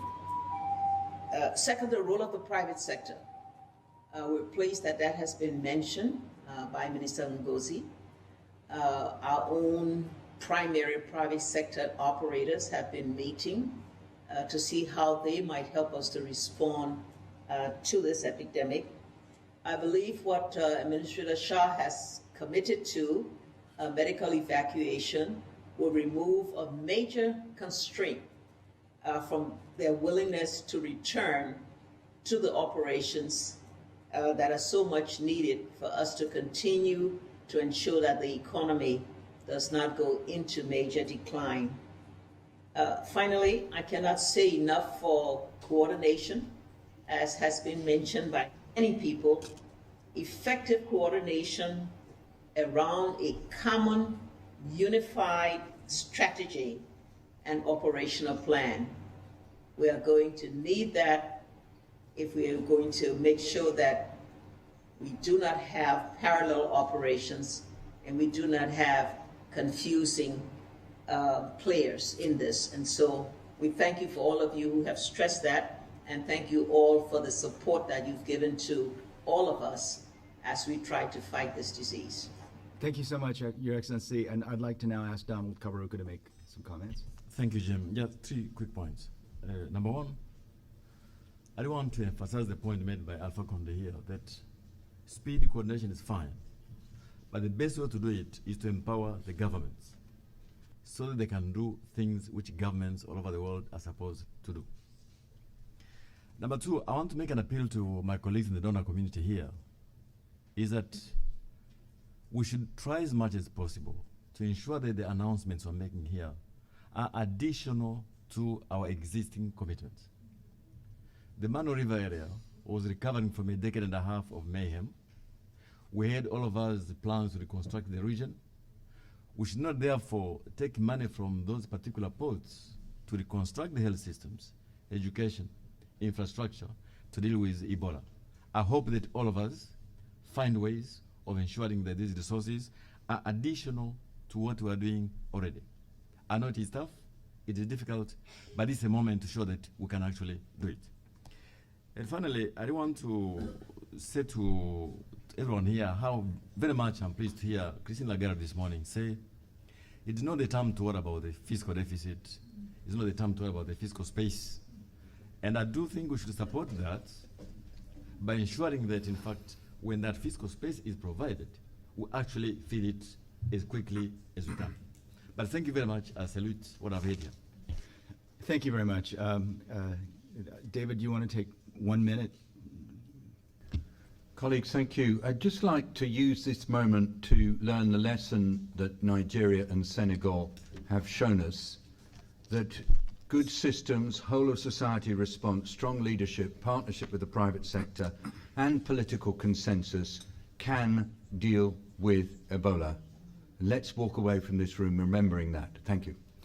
So I thank you so much for your inputs, and we've been taking notes, and here are some of the things that I think have come out of this meeting. First of all, we take very seriously what President Conde and Donald just said.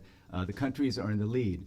On the other hand, this is one of the most complex epidemics that we've ever faced, and therefore there has to be a seamless melding of expertise around the response with very strong country leadership, and I think we're moving very much in that direction. We welcome especially the strengthening of the crisis management capacity in the countries with the announcement of the Secretary General yesterday, of the 3 people who have been charged to do that, some of whom I've worked with very closely in the past. Another point was that we have to be at common purpose. Bruce made a very specific proposal. I think we're going to work on the language on the second part. I think it's identifying cases, providing treatment and care, and also preventing further spread.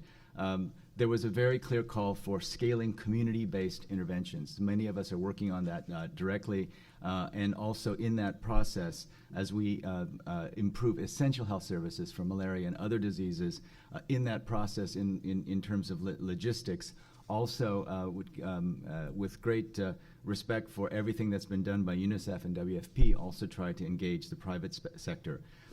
There has been some really, really important announcements today about support for the responders. We have moved very quickly to ensure that the money is available for pay and protection. I'll repeat again, let's get those 20,000 PPEs out of Abidjan. It's a show of confidence to be able to do that. But what's really important is that the European community and the United States have committed to Medivac. This is really, really critical and has been the stumbling block for getting skilled health personnel on site. One of the things that I think we have to continue to stress, and Secretary Greening made the point, spending more now is the smartest thing we can do. Don't hold back. We have not.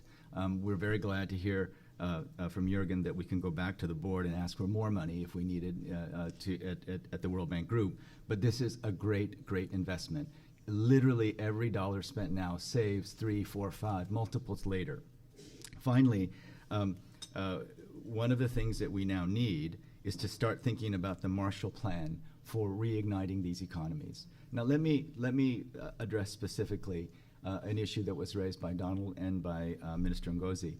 It's really important that we try not to do harm. On the other hand, the only thing that will truly stop the aversion behavior that we see, remember, our report showed that 80 to 90% of the economic impact is not from the virus itself, it's from the aversion behavior around the response. The only way to stop the aversion behavior is to get a fully adequate, effective response on the ground.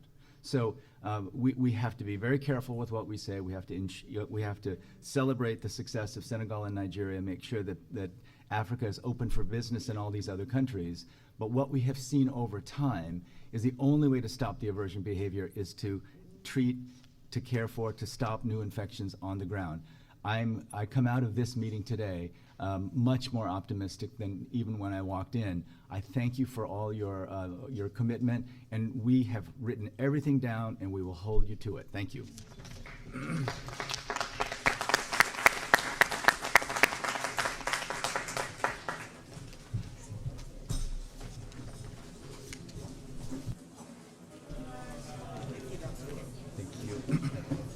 Merci beaucoup, Monsieur le Président.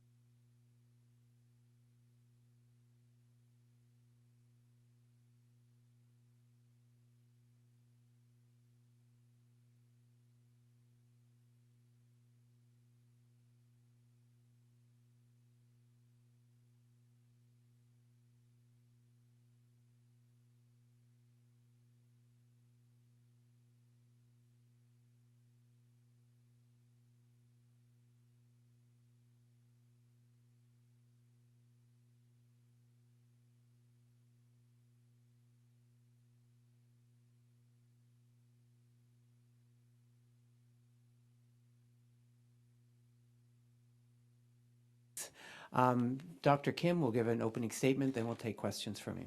Thank you. Good morning, everybody. Welcome to the 2014 World Bank Group IMF Annual Meetings. I've got 3 topics that I'd like to talk about, and then I'll take your questions. I've just come from a meeting focused on the Ebola epidemic, and we had an extremely productive discussion. We had President Condé from Guinea with us, and we had President Johnson Sirleaf and President Koroma on video conference. They not only addressed us, they made extremely specific requests based on what they need now in the countries to focus the response. The crisis, we know, could have an enormous impact. Just yesterday, we gained a better understanding of the potential economic damage from the outbreak. The World Bank Group released a new economic impact assessment that said if the epidemic is not quickly contained, and if it spreads to neighboring countries, the 2-year regional financial impact could reach US $32.6 billion by the end of 2015. That would be catastrophic for the people of the West Africa region. One of the things that Secretary of State of the Department for International Development of the United Kingdom, Justine Greening, pointed out was that every day that we don't invest, every day that we don't put money into stopping the crisis is many, many more dollars and pounds that we're going to have to use later. It is an extremely good investment right now to prevent this kind of loss, to put all the money on the table right now to get the response going. The World Health Organization just estimated that Liberia alone, for example, needs 360 foreign medical staff today to treat those infected. Now, one of the sticking points of getting foreign medical staff into these 3 countries has been the lack of medical evacuation. We heard this morning from the European Commission and from the United States that both of those groups have now committed to medically evacuating health workers and other workers, the responders. This has been a major roadblock, and now with the announcement this morning, I think that we're on a much better path to be able to staff the response. Second subject now, and I'd be happy to talk more about the other outcomes of that meeting. The second subject involves infrastructure. Today, I'll be launching a new partnership initiative, the Global Infrastructure Facility, which is aimed at mobilizing the private sector to help tackle the massive infrastructure deficit now facing developing countries and emerging markets. We estimate that these countries need $1 trillion a year in extra investment through 2020. The Global Infrastructure Facility, known as the GIF, represents a unique collaboration among the private sector, especially institutional investors, donor nations, multilateral development banks, and the World Bank Group, to help in developing and emerging economies. With public purses stretched, it's significant that the heads of some of the world's leading institutional investors will be signing up as partners in the GIF. Institutional investors have deep pockets. Insurance and pension funds have some 80 trillion in assets, but less than 1% of pension funds are allocated directly to infrastructure projects, and the bulk of that is in advanced countries. We've been hearing loud and clear that the money's out there. The real challenge is not a matter of money, but a lack of bankable projects, a sufficient supply of commercially viable and sustainable infrastructure investments. The GIF is a new concept that can be piloted quickly and does not require tens of billions in new resources. The aim is to crowd in the tens of billions or more, potentially, that's now sitting on the sidelines waiting for good investments, and we can bring those investments off the sidelines by addressing issues like risk. My third topic involves the fight against cholera in Haiti. Today, the World Bank Group is pledging $50 million to help improve access to safe water and sanitation for all Haitians, aimed at preventing waterborne diseases. Later, I'll be chairing a conference with the United Nations Secretary General Ban Ki-moon with the objective of raising even more donor funds. Thank you very much, and now I'll take your questions. Okay, so please identify yourself and your organization. Have the woman in the back there. Is there a microphone? Okay.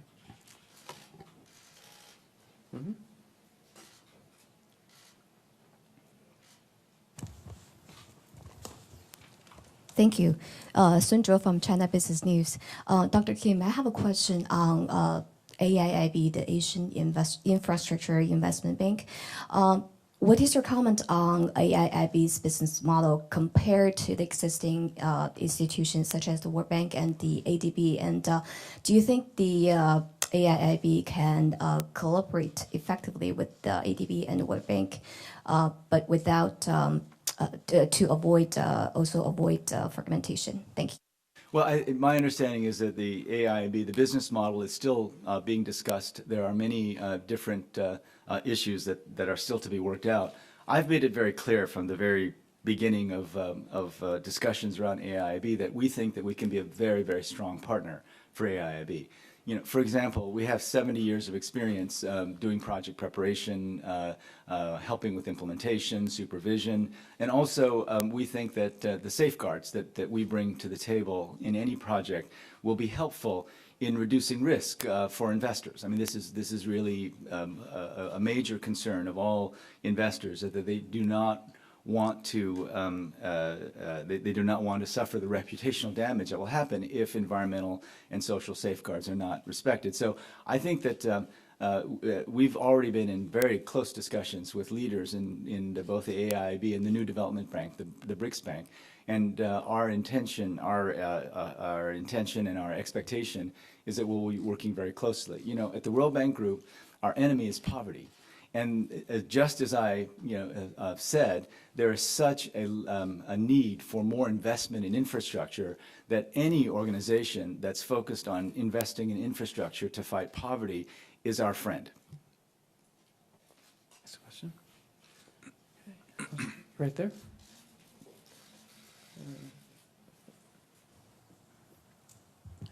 Thank you.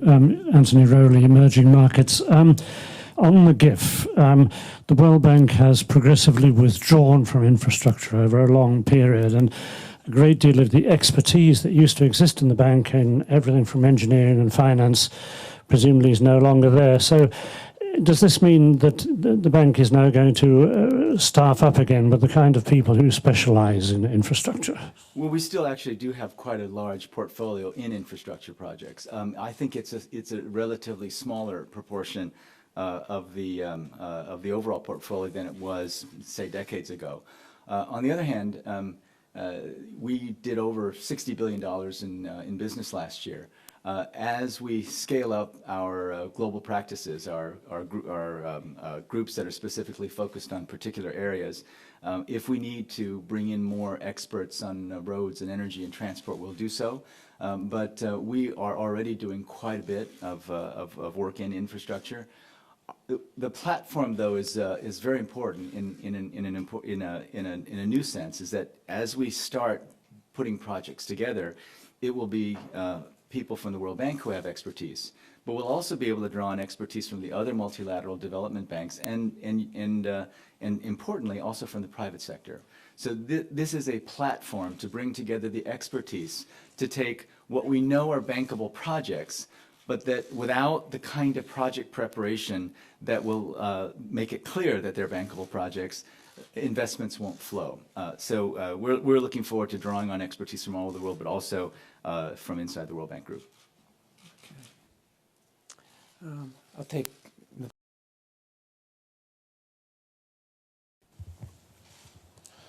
Dr. Kim, sir, your projection is to ensure that... Just identify yourself, please. I am Cliff Ayos of NTA News Nigeria.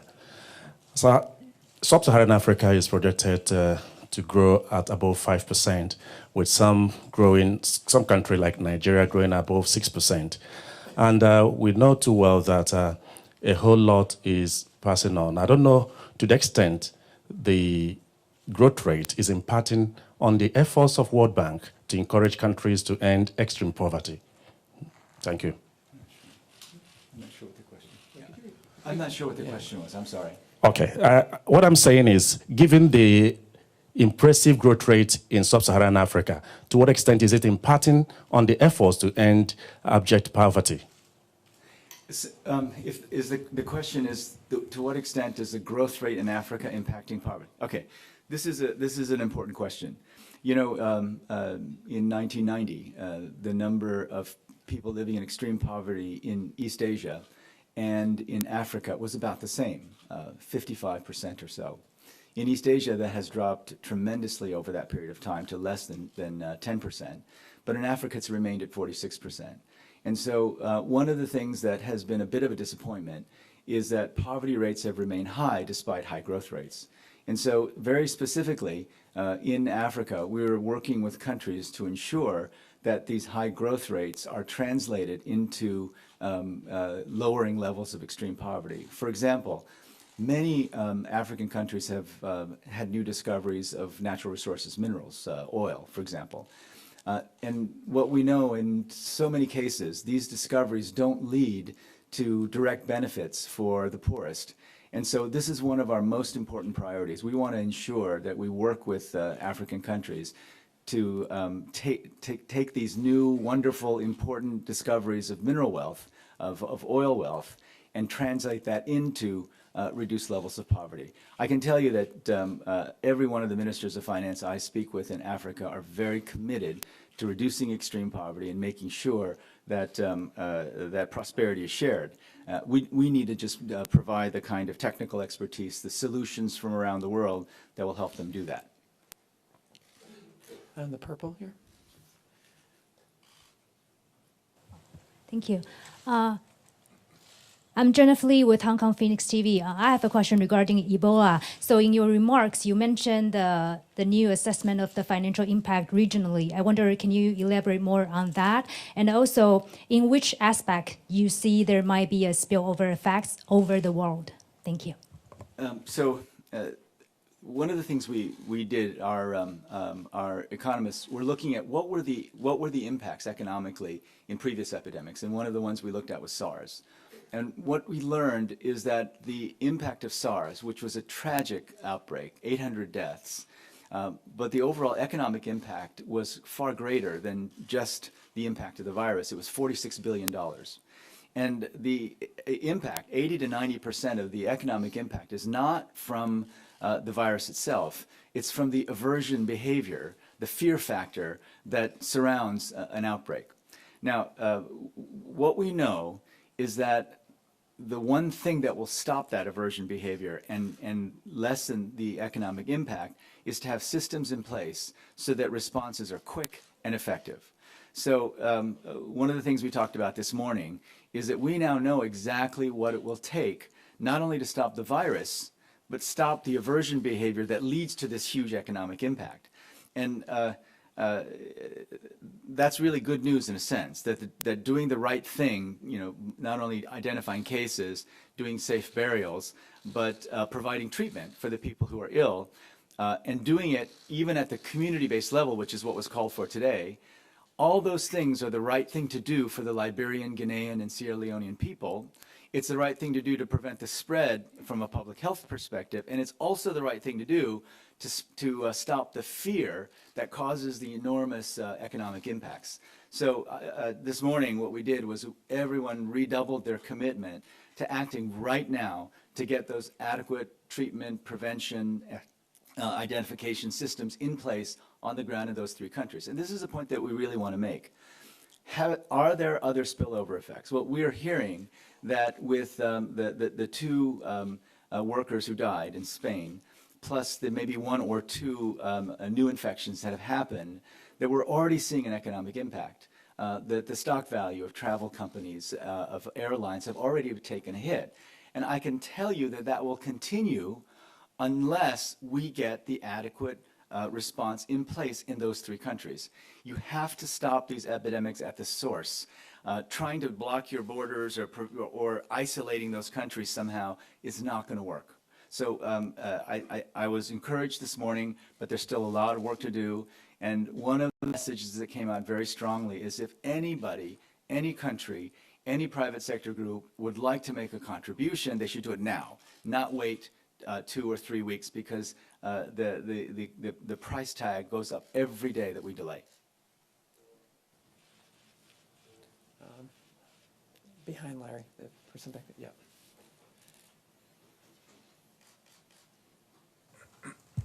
Hi, Andrew Maeda from Bloomberg News. Dr. Kim, can you just clarify the $32.6 billion what geography that covers? Does that cover Western Africa, or is that? Yeah, it's Western Africa. It's Western Africa and the surrounding countries. I can give you a list of Okay. exactly what countries Ghana, Senegal, Cote d'Ivoire, and it's looking at what will happen if the cases begin to spread. And the point that we were making is that right now, as long as it's not under control, as long as let me put it this way. So right now, because we don't have adequate treatment services, and if you think about it from the perspective of a person from Guinea, Sierra Leone, or Liberia, right?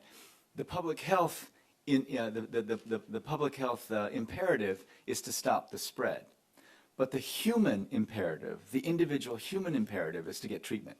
So the incentive right now is to go wherever you need to go to get treatment so you can live. Right now, we don't have the services in place so that the first thought of the people from those three countries is, I need to go to my local clinic because I know they'll take care of me effectively. So that's what we need to do. Now, the presumption of the 32.6 billion is that things get delayed and delayed and delayed, and the people inside those countries do the rational thing for themselves and try to find care elsewhere. That's where the real impact is going to happen. If we see this kind of impact already with two, maybe four cases in Spain, we know that historically this aversion behavior, this fear factor, can spread very quickly. To clarify, do you have a global figure at this point? Not yet, not yet. Okay, we're going to take just time for two more questions. In the back there. Thank you. Michael Igo with DevEx. Dr. Kim, on Tuesday, excuse me, on Tuesday you held a sort of improvised town hall meeting to hear concerns and questions from staff about the ongoing reforms at the World Bank Group. What was your biggest takeaway from that meeting, and do you expect that it will lead to any concrete changes in either the implementation or communication of your reforms? And then, sorry, just a quick second question. You're undergoing a strategic staffing exercise to map staff to the global practices. How do you know where expertise will be required before you've seen demand for your services under the new organizational structure? Thank you. Thanks, Michael. First of all, we're undergoing the most thorough, the most ambitious reorganization in close to 20 years.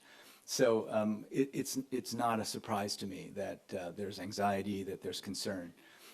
More than anything, what the staff were saying was that they wanted to talk to me directly. They wanted to tell me, what the problems are that they were seeing. And I was aware of some of them. There were some that were new to me. But we had an extremely good discussion. And my takeaway from that, the most important takeaway, and the thing that kept coming up, is that they want to talk to me more. So we'll have another town hall next week, and we'll do as many as we need until people feel that they're being heard. Now, this is what happens when you try to reorganize a multilateral institution. I've done reorganizations before, but the complexity of this institution is just enormous. There's 188 member governments. We work in many, many different languages. We work in so many different countries. So on the one hand, I'm not surprised, but I would also point out, look at all the things that we've already gotten done. For example, we have been able to double the capacity for our lending to middle-income countries. We have had a record IDA replenishment last year. Already, the global practices are providing information and support, for example, to Prime Minister Modi in India, that caused him to tweet out immediately after my meeting that they don't need our money, but we're going to be their information bank. And the reason is because we were able to provide him such interesting insights into how we can bring solutions to his problems. So there are a lot of good things about it already, but anytime you undertake something this enormous, you're going to have these kind of problems. Now, in terms of strategic staffing, we know a lot from what we've already been doing. So we have some ideas about the kinds of staff that we will need and we won't need. But what I would like to stress is that the expenditure review we're going through, strategic staffing, all this is stuff that you have to do as an organization no matter what. And we haven't done it. We haven't been doing it for quite a few years. So when you start the process of asking questions like, so what are we spending on different things? Are we spending the same amount to do something here as we're doing over there? When you're asking those questions for the first time, it is really tough to go through. But it's just something that every organization should go through. Every organization should ask itself, do we have the right staff, and are we fit for purpose for what we're trying to do? I am glad that we've done it, and we'll continue. And the good news is that we're almost done. We're going to be finished soon. Okay. I'm looking for some gender balance. Yeah. Thank you, John. Thank you so much. Esther Zoying with China Central TV. On the Chinese economic slowdown, it has now almost been a year after the Chinese government carried out a slew of measures in order to make the country's economy more stable. So what is your evaluation on those reforms that has been carried out so far? And how would you interpret the slowdown? Do you take them as cyclical changes, or do you take them as the changes brought by those reforms? Thank you. So China is trying to undergo a massive change in their growth model. And this is something that my predecessor, Bob Zoellick, I think worked truly brilliantly with the Chinese government over several years to put together a plan called China 2030. So if your intention, China going from some of the highest investment rates that we've ever seen, 46% of GDP, and then to try to pivot to a growth strategy that's much more focused on consumption and services, to try to sort of move up the value chain, if you will, in terms of economic productivity, this is a very difficult thing to do. And so we have been watching very carefully, and there has been a slowdown from traditional rates of very high growth rates of 10%. And I think the important thing as we watch is that China continues to be committed to that reform process. We believe that reform process and moving toward a different growth model is what China needs to do. And so it's a very delicate balance. They have to, on the one hand, be ready to move to a different growth model, but on the other hand, try to keep growth rates up because you need the growth for new jobs, new entrants on the market. We have faith in Chinese leadership. We think that they very clearly understand these trade-offs, and we will continue to work very closely with them. For example, one of the things that after the China 2030 report, the Chinese government has continued to ask us to help them solve their most difficult problems. So last year we launched a report on urbanization. And as an example of what our global practices now are able to do, our many different global practices got together and said, what are the best models in the world and in China for how China can handle the next 300 million people who are coming into the cities? China will be the first country in the world that has 1 billion urban dwellers. And so we looked at everything from how to reform the hukou system, how to provide health and education in the cities, how to provide clean energy, how to increase the density of cities so that we lower the carbon footprint. And China is now already undertaking the recommendations that we came together jointly to provide. Right now, we're working on an assessment and a plan for their healthcare system. China spends already 5% of GDP, which is a huge amount, but are not happy with the amount of health improvement that they're getting for this expenditures. This is so healthy for a country to be able to say, we want to do better in a particular area. And we think that if we can help them to make the most of their current expenditures and make those expenditures as efficient as possible so that we actually have healthier people, that this will be also a way to spur economic growth. So it's difficult for many people to watch China have lower growth rates, but we feel that they're doing it in a way that's very much with a tremendous awareness of what they're trying to accomplish. Thank you very much. And we'll be putting out a transcript later today for you. Thank you.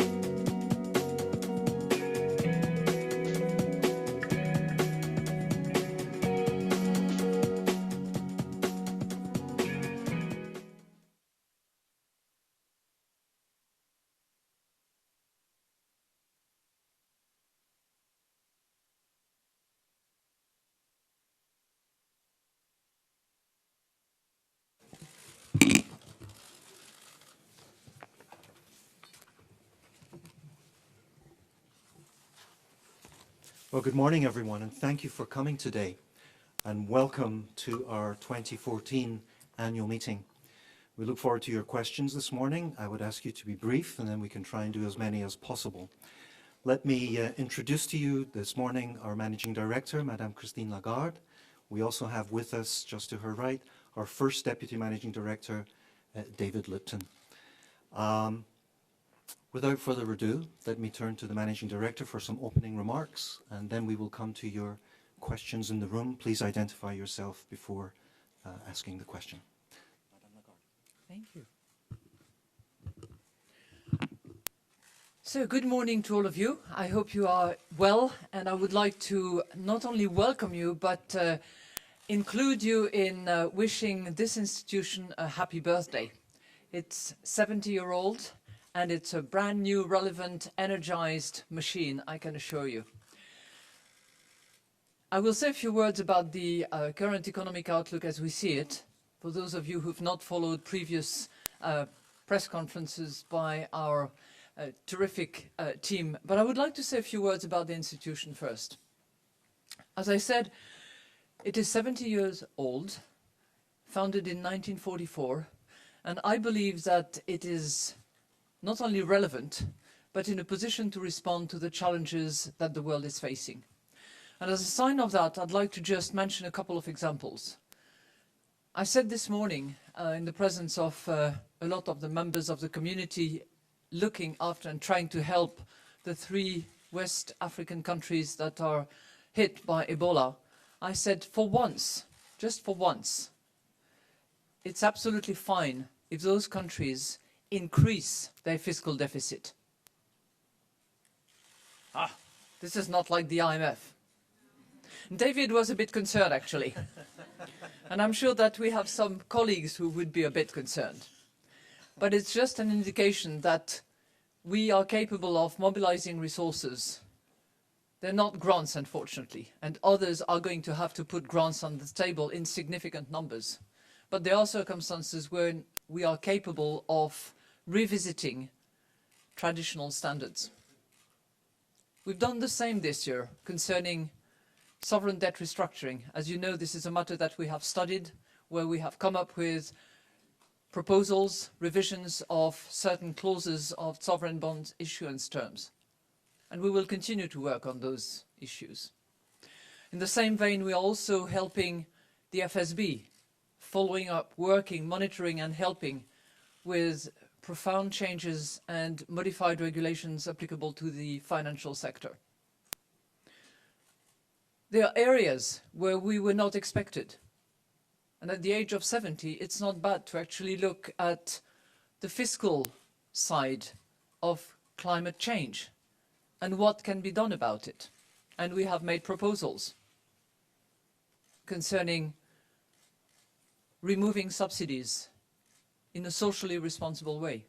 We have made proposals concerning price setting and including externalities in the price of fossil energies. It is also responsible, in my view, to assess the sustainability of growth in the light of strongly increasing inequalities becoming excessive and therefore likely to hamper growth. And it is not irrelevant either for the IMF to look into growth and jobs and the inclusion of women in the job market. Now, those are areas that some might argue are not absolutely core business, and yet we contend that it is part and parcel of the mission of the IMF to look at issues that are macro-critical, but touch on topics that we are facing and that in many ways can be new or more acute. Now, in addition to that, we do all the normal things that we have to do. So surveillance, bilateral, multilateral, the intersection of the two, of course. Lending, of course, and we have done more lending than maybe might have been considered. We extended a significant facility to Ukraine earlier this year. We're negotiating with a couple of African countries that are looking at support. The Arab countries in transition are also major client of the fund. And the third areas where business is expanding, if I may say, is technical assistance, capacity building and training. We've opened our 5th training center this year, and technical assistance is an area where there is massive, massive demand from all corners of the membership. So it's with that background that I wanted to wish us a happy 70th anniversary. Now, moving to the more traditional comments that you might have expected from me. For those of you who have seen the World Economic Outlook or watched the press conference of Olivier Blanchard, as you well know, we have trimmed our forecast for 2014 and 2015, 3.3% in 2014, 3.8% in 2015. And what we have noted clearly is more and more country specificity in the analysis that we work. So it's not as if a group of countries, the advanced economies or the emerging market economies, were recovering while others would be lagging behind. Within each group, some countries are ahead and others are lagging behind. In the advanced economies, clearly the recovery is driven by the United States and the United Kingdom, while the euro area and Japan are lagging behind. In the emerging market economies, you have reasonably strong, although slower, growth out of China, better than what we had thought out of India, and clearly a major slowdown in countries like Brazil and Russia. So very country specific. And by the same token, the low-income and developing countries are thriving from a much smaller base, granted, but their growth rates are very impressive, which is why it makes the current epidemic, Ebola, even more threatening, because it might certainly jeopardize economic recovery that was underway and entail a decline of those economies that would be wasting the gains that they have earned as a result of their effort. So in the face of what we have called the risk of a new mediocre, where growth is low and uneven, we certainly believe that there has to be a new momentum, and that's what we will be discussing with the membership in the coming days. I believe that you have received the Global Policy Agenda, a copy of which I have somewhere here. Yeah, so that's, you have received that, right? So this is the document that encapsulates for the membership the strategic direction of the work that we will be discharging over the next 12 months. And this is the document on which we seek their approval and their support. Now, this new momentum with hopefully more growth, more jobs, better growth, better jobs is what we would certainly call upon the membership to produce. And what does it mean in practice? And I'll very quickly touch on the 3 key topics. The first one is monetary policy, where we will be seeing asynchronous movements probably, but where we believe that particularly in the Eurozone and in Japan, more of that accommodative monetary policy is needed going forward in order to support the economy. While at the same time, the Fed is probably going to normalize its monetary policy, and where we're going to continue to caution a lot of the emerging market economies and low-income countries and developing countries to just prepare themselves for a bit more volatility than we have observed over the last few months. On the fiscal front, we believe that more growth-friendly fiscal policies can be put in place. And those of you who have followed the press conference of Vitor Gaspar, the new head of the Fiscal Affairs Department, will understand what I mean by pointing to the potential labor reforms and fiscal policies adjusted to support job market reforms, which we believe could make a lot of sense. We also think that the financial policies must continue to aim at reducing excesses, make the financial system sounder, and strengthen its ability to help the recovery. Now, there is a third sort of package that we have been referring to regularly, which is the structural reforms. And we don't believe that the structural reform is the sort of third chapter by the way. We believe that it's very important and it has to be country specific.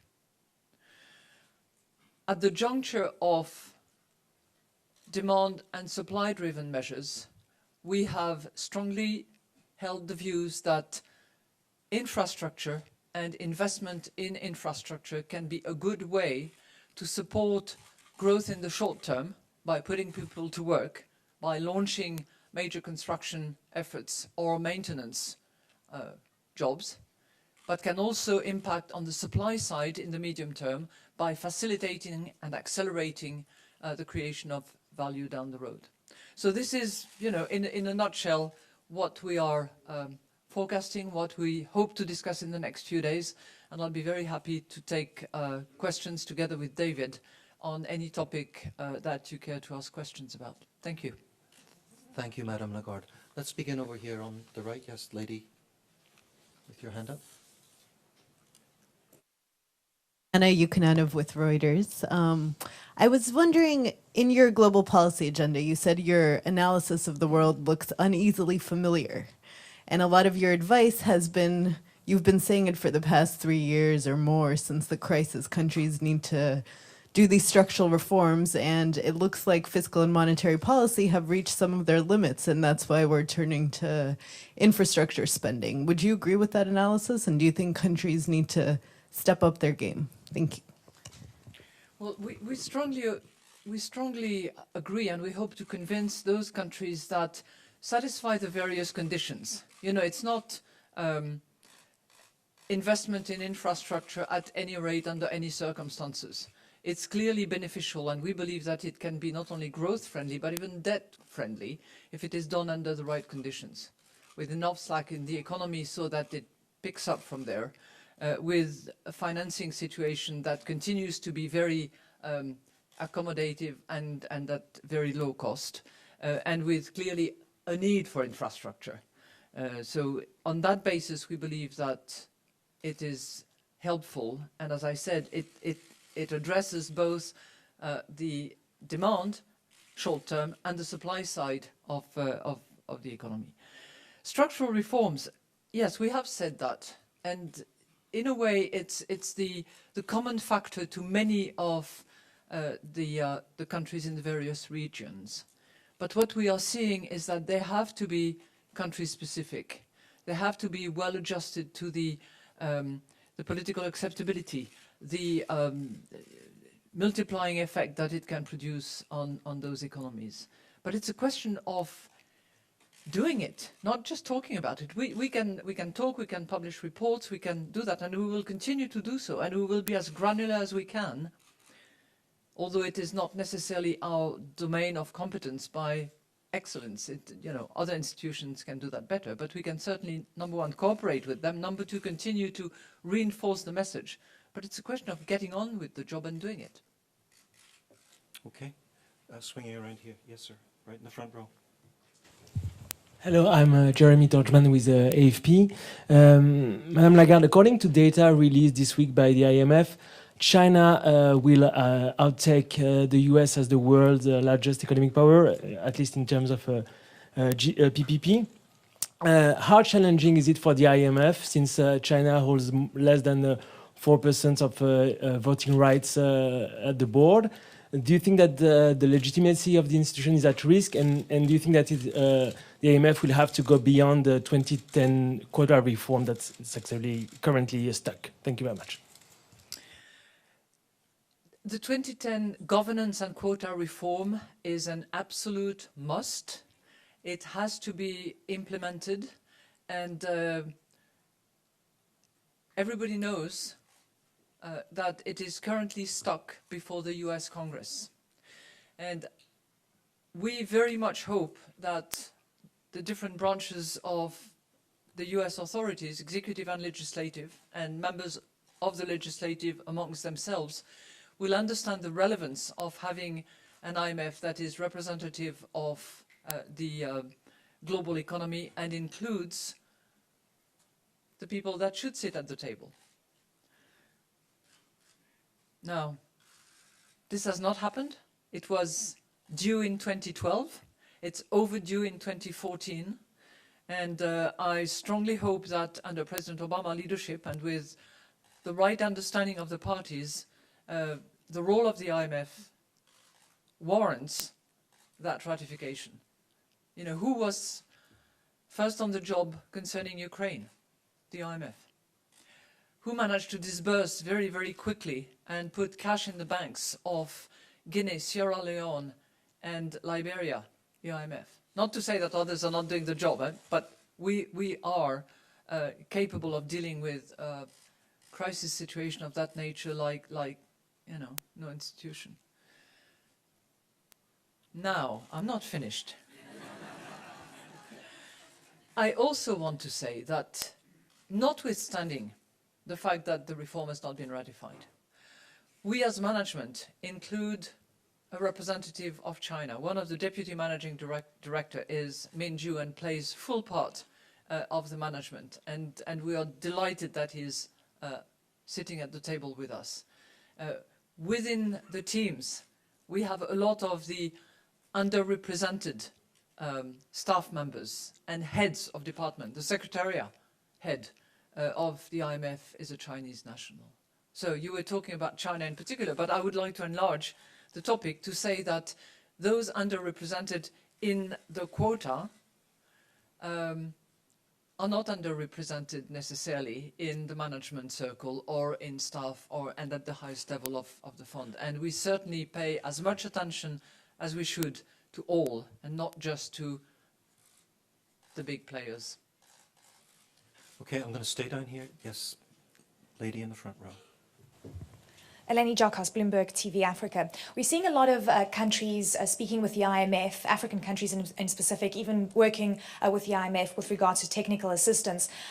Some with the intention to issue bonds, some have already issued bonds and tapping into the international bond market.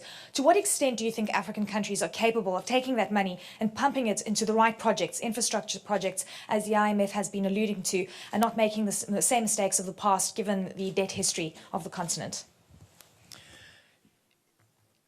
You're right in that quite a few African countries have lately issued sovereign bonds and have been very successful, which is a sign that there is progress, there is more stability, they are more reliable borrowers probably, as seen by the financial markets. I think it should be done with measure, like everything, no excess, no abuse.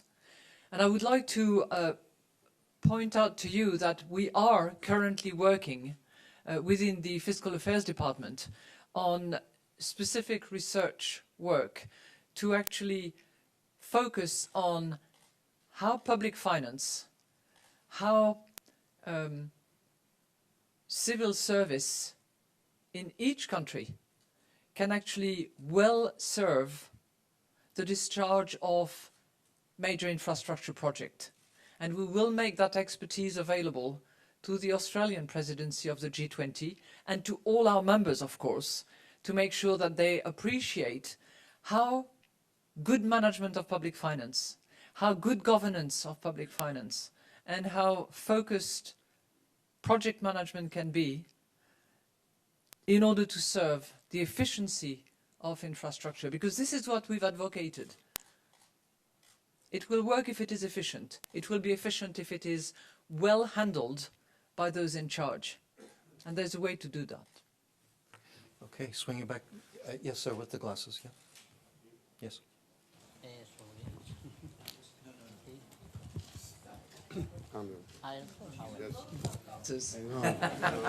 Good morning, I'm Michael Ignatiou from Mega TV Greece. The question is about Greece, of course, Madame Lagarde. The feeling in our country is that after 4.5 years of the program, there is enough austerity and enough pain. The Prime Minister of Greece said today, and I quote, that he's absolutely convinced that Greece can meet its financing needs in the coming years without needing the money from EU and the IMF. As I understand, he's sending a team in Washington to talk to you. And in my opinion, the question is simple. Can Greece make it without the help, without the loans of the IMF and European Union? Thank you very much. Well, first of all, it's obviously for each country, and Greece is clearly a point in case, to decide what it wants and how it wants to handle its financial situation. We are very pleased to see that Greece has significantly improved its position. From a fiscal point of view, on the financial markets, there has been significant improvements. But we also believe that going forward, and in order to deliver a continuous satisfactory outcome, the country would be, in our view, in a better position if it had precautionary support.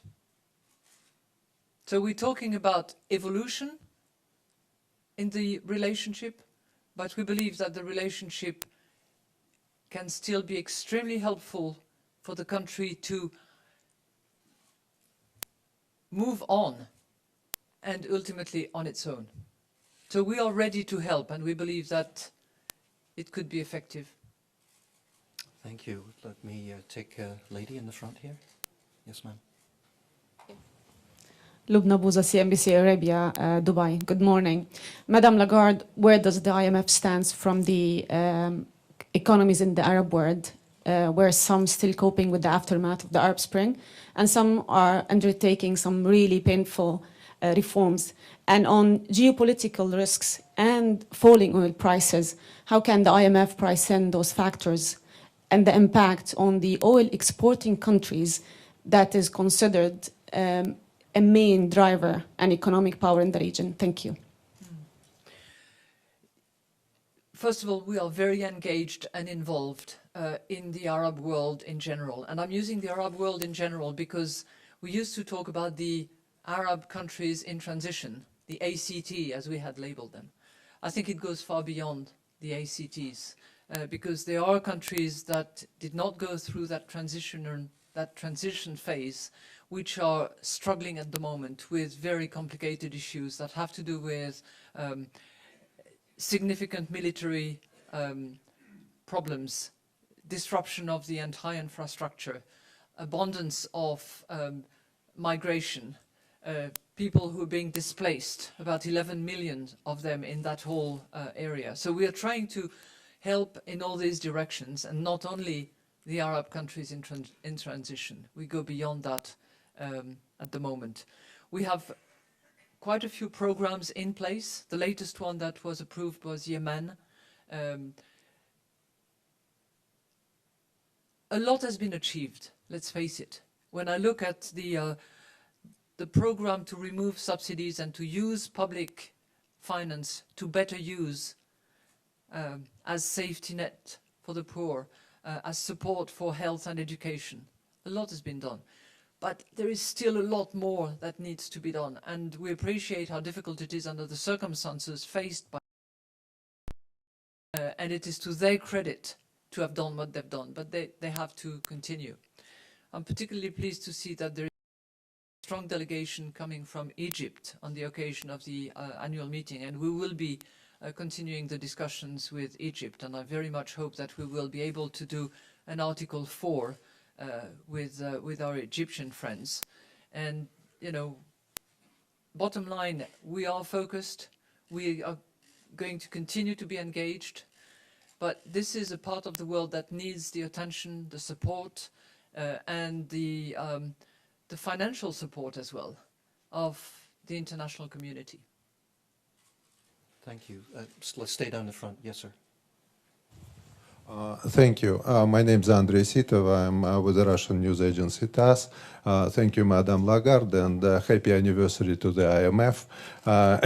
You're normally asked about risks and problems, and I do want to ask you about the fact that, as you mentioned, the euro area is lagging behind, and whether that, in your mind, is connected to the current sanctions and counter-sanctions. But mostly, I wanted to ask you, when you look at our part of the world, where do you see grounds for optimism? Thank you. You know, the development in Ukraine as a triggering and very unfortunate triggering factor of the sanctions and counter-sanctions is one of the geopolitical risks that we identify as a cloud on the horizon of the global economy. So the very modest growth of the euro area and modest forecast for next year, because we have revised down to 0.8 and 1.1, is partly, but only partly, attributable to the geopolitical risks that we see in that part of the world.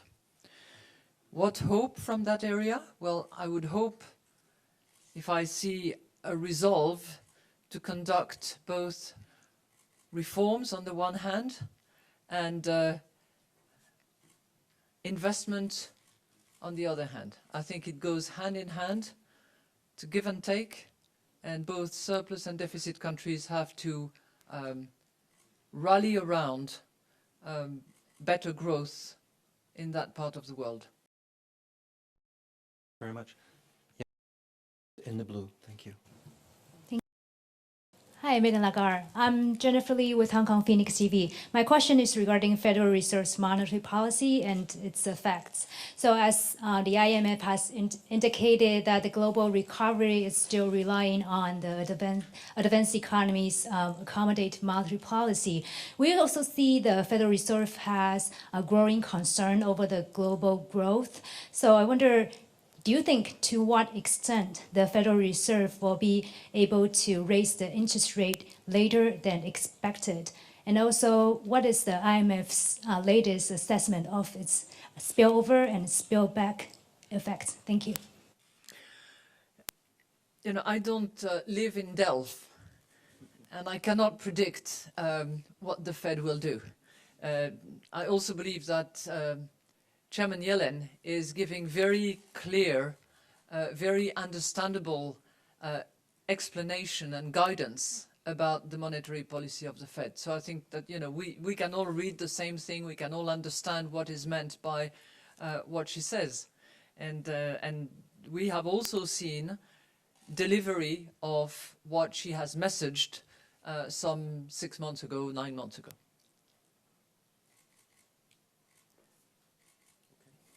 So that's on the Fed question you had for me. The other question you had for me dealt with spillovers and spillback.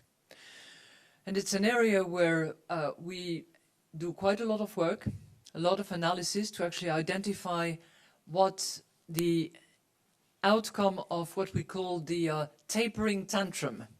You remember back in May, June 2013, when there was the perception that there would be change in the monetary policy of the Fed, there was immediate waves and outflow of capital and variations in the currency and exchange rates of quite a few countries, quite a few markets in the emerging world. So we have studied that in detail, and we have also studied the response by those countries to actually draw lessons from that, and are trying to make sure that the countries that will be exposed to yet more volatility when the time comes have built the defense and have the tools in the toolkit to respond to necessary added volatility. Okay. And, oh, no, one more thing, because I'm sorry. I dealt with your spillover, but spillback is one as well. Because when large emerging market economies are in difficulty or are at the risk of instability, it can spill back to the originating country. And we're also studying that, and we're very pleased to see that, including in her communication, Chairman Yellen has mentioned the fact that she was paying attention to both. Yes, sir. Larry Elliott of The Guardian. Looking at the Eurozone, it's got a very, very slow growth rate. It's got an ageing population. It doesn't seem to have recovered really from the downturn of 2008-9. we've been here before, haven't we? So how close do you think the Eurozone is to becoming the new Japan?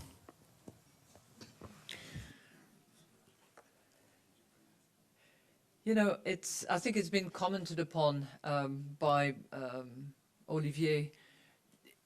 We have alerted about a year ago to the risk of persistent low inflation, which is one of the attributes of what you've described as the new Japan or something like that.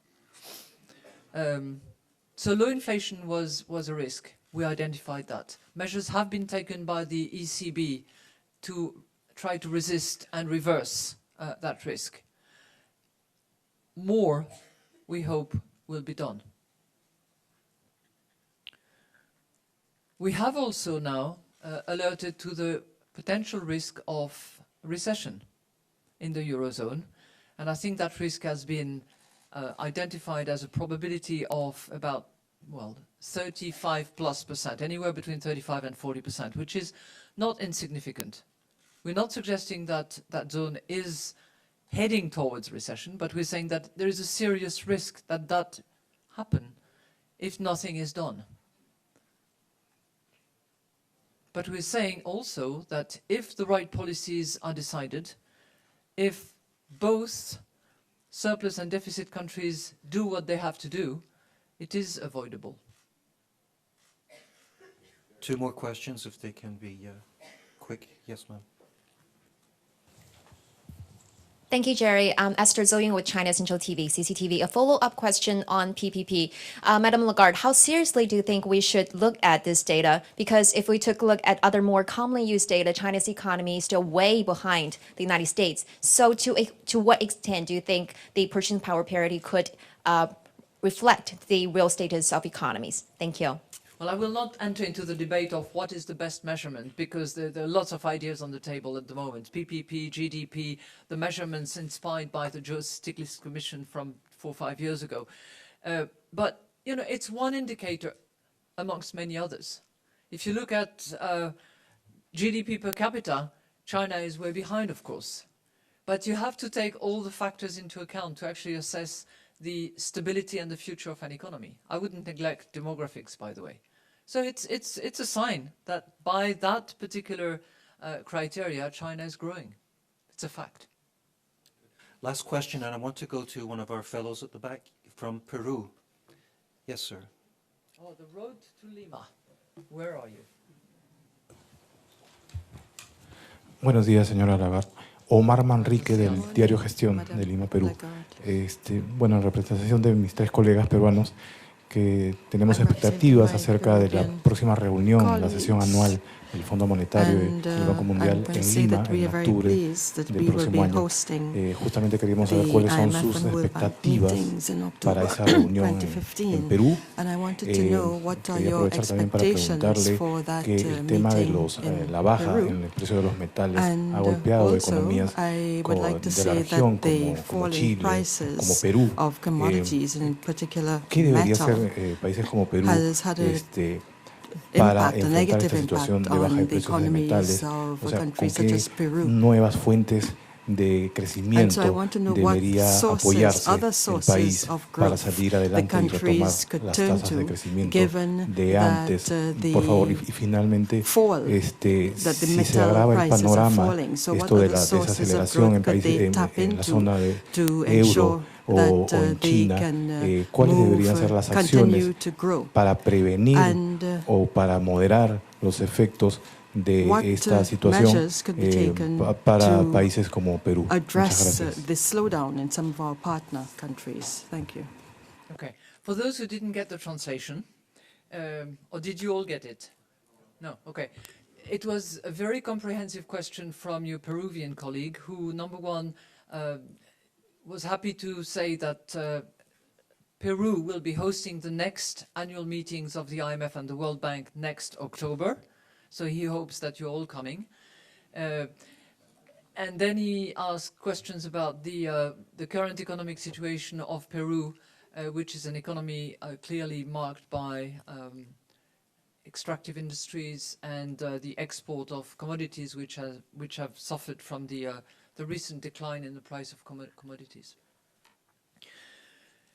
Well, first of all, on behalf of our entire institution, I would like to express gratitude to the Peruvian authorities, because I know that there is work underway. There is a major construction being completed, hopefully by July 2015, so that we can all be together under one roof on the occasion of the annual meetings in Lima.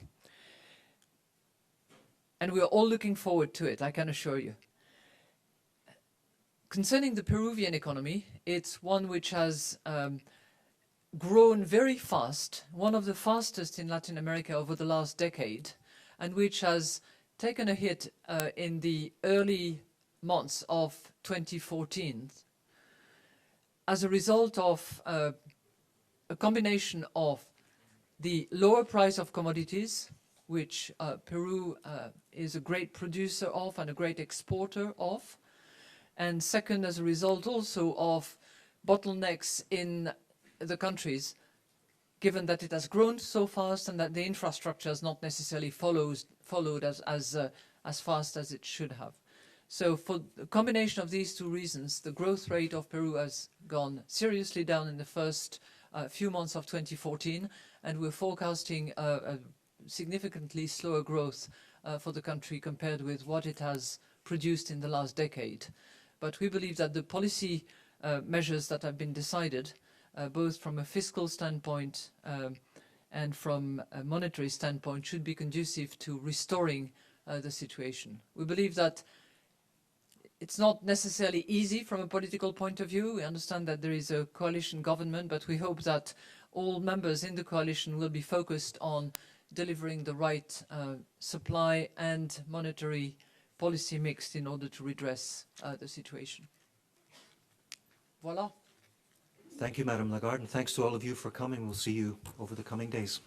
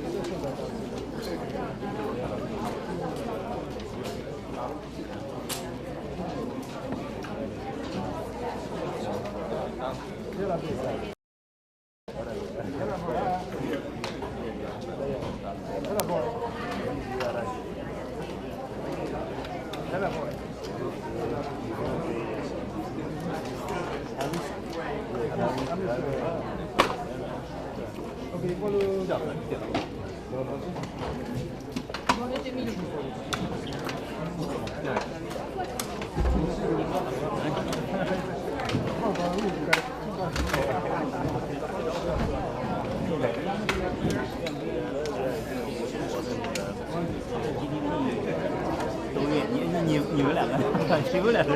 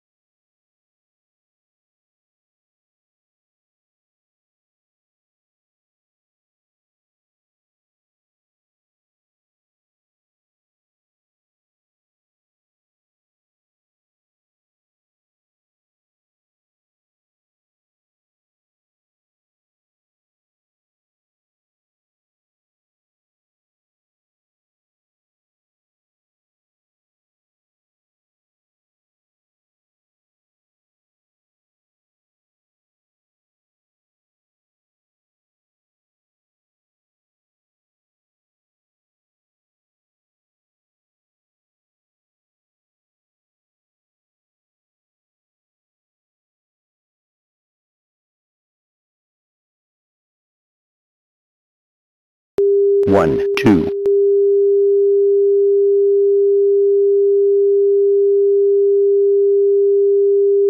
1, 2.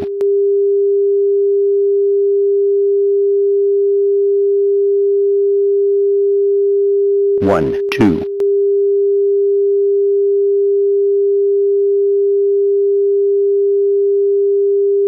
1, 2.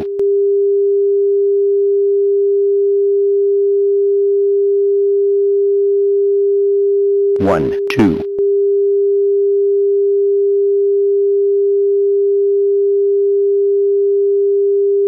1, 2.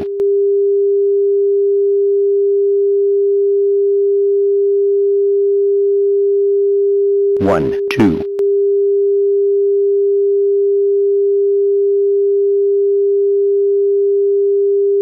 1, 2.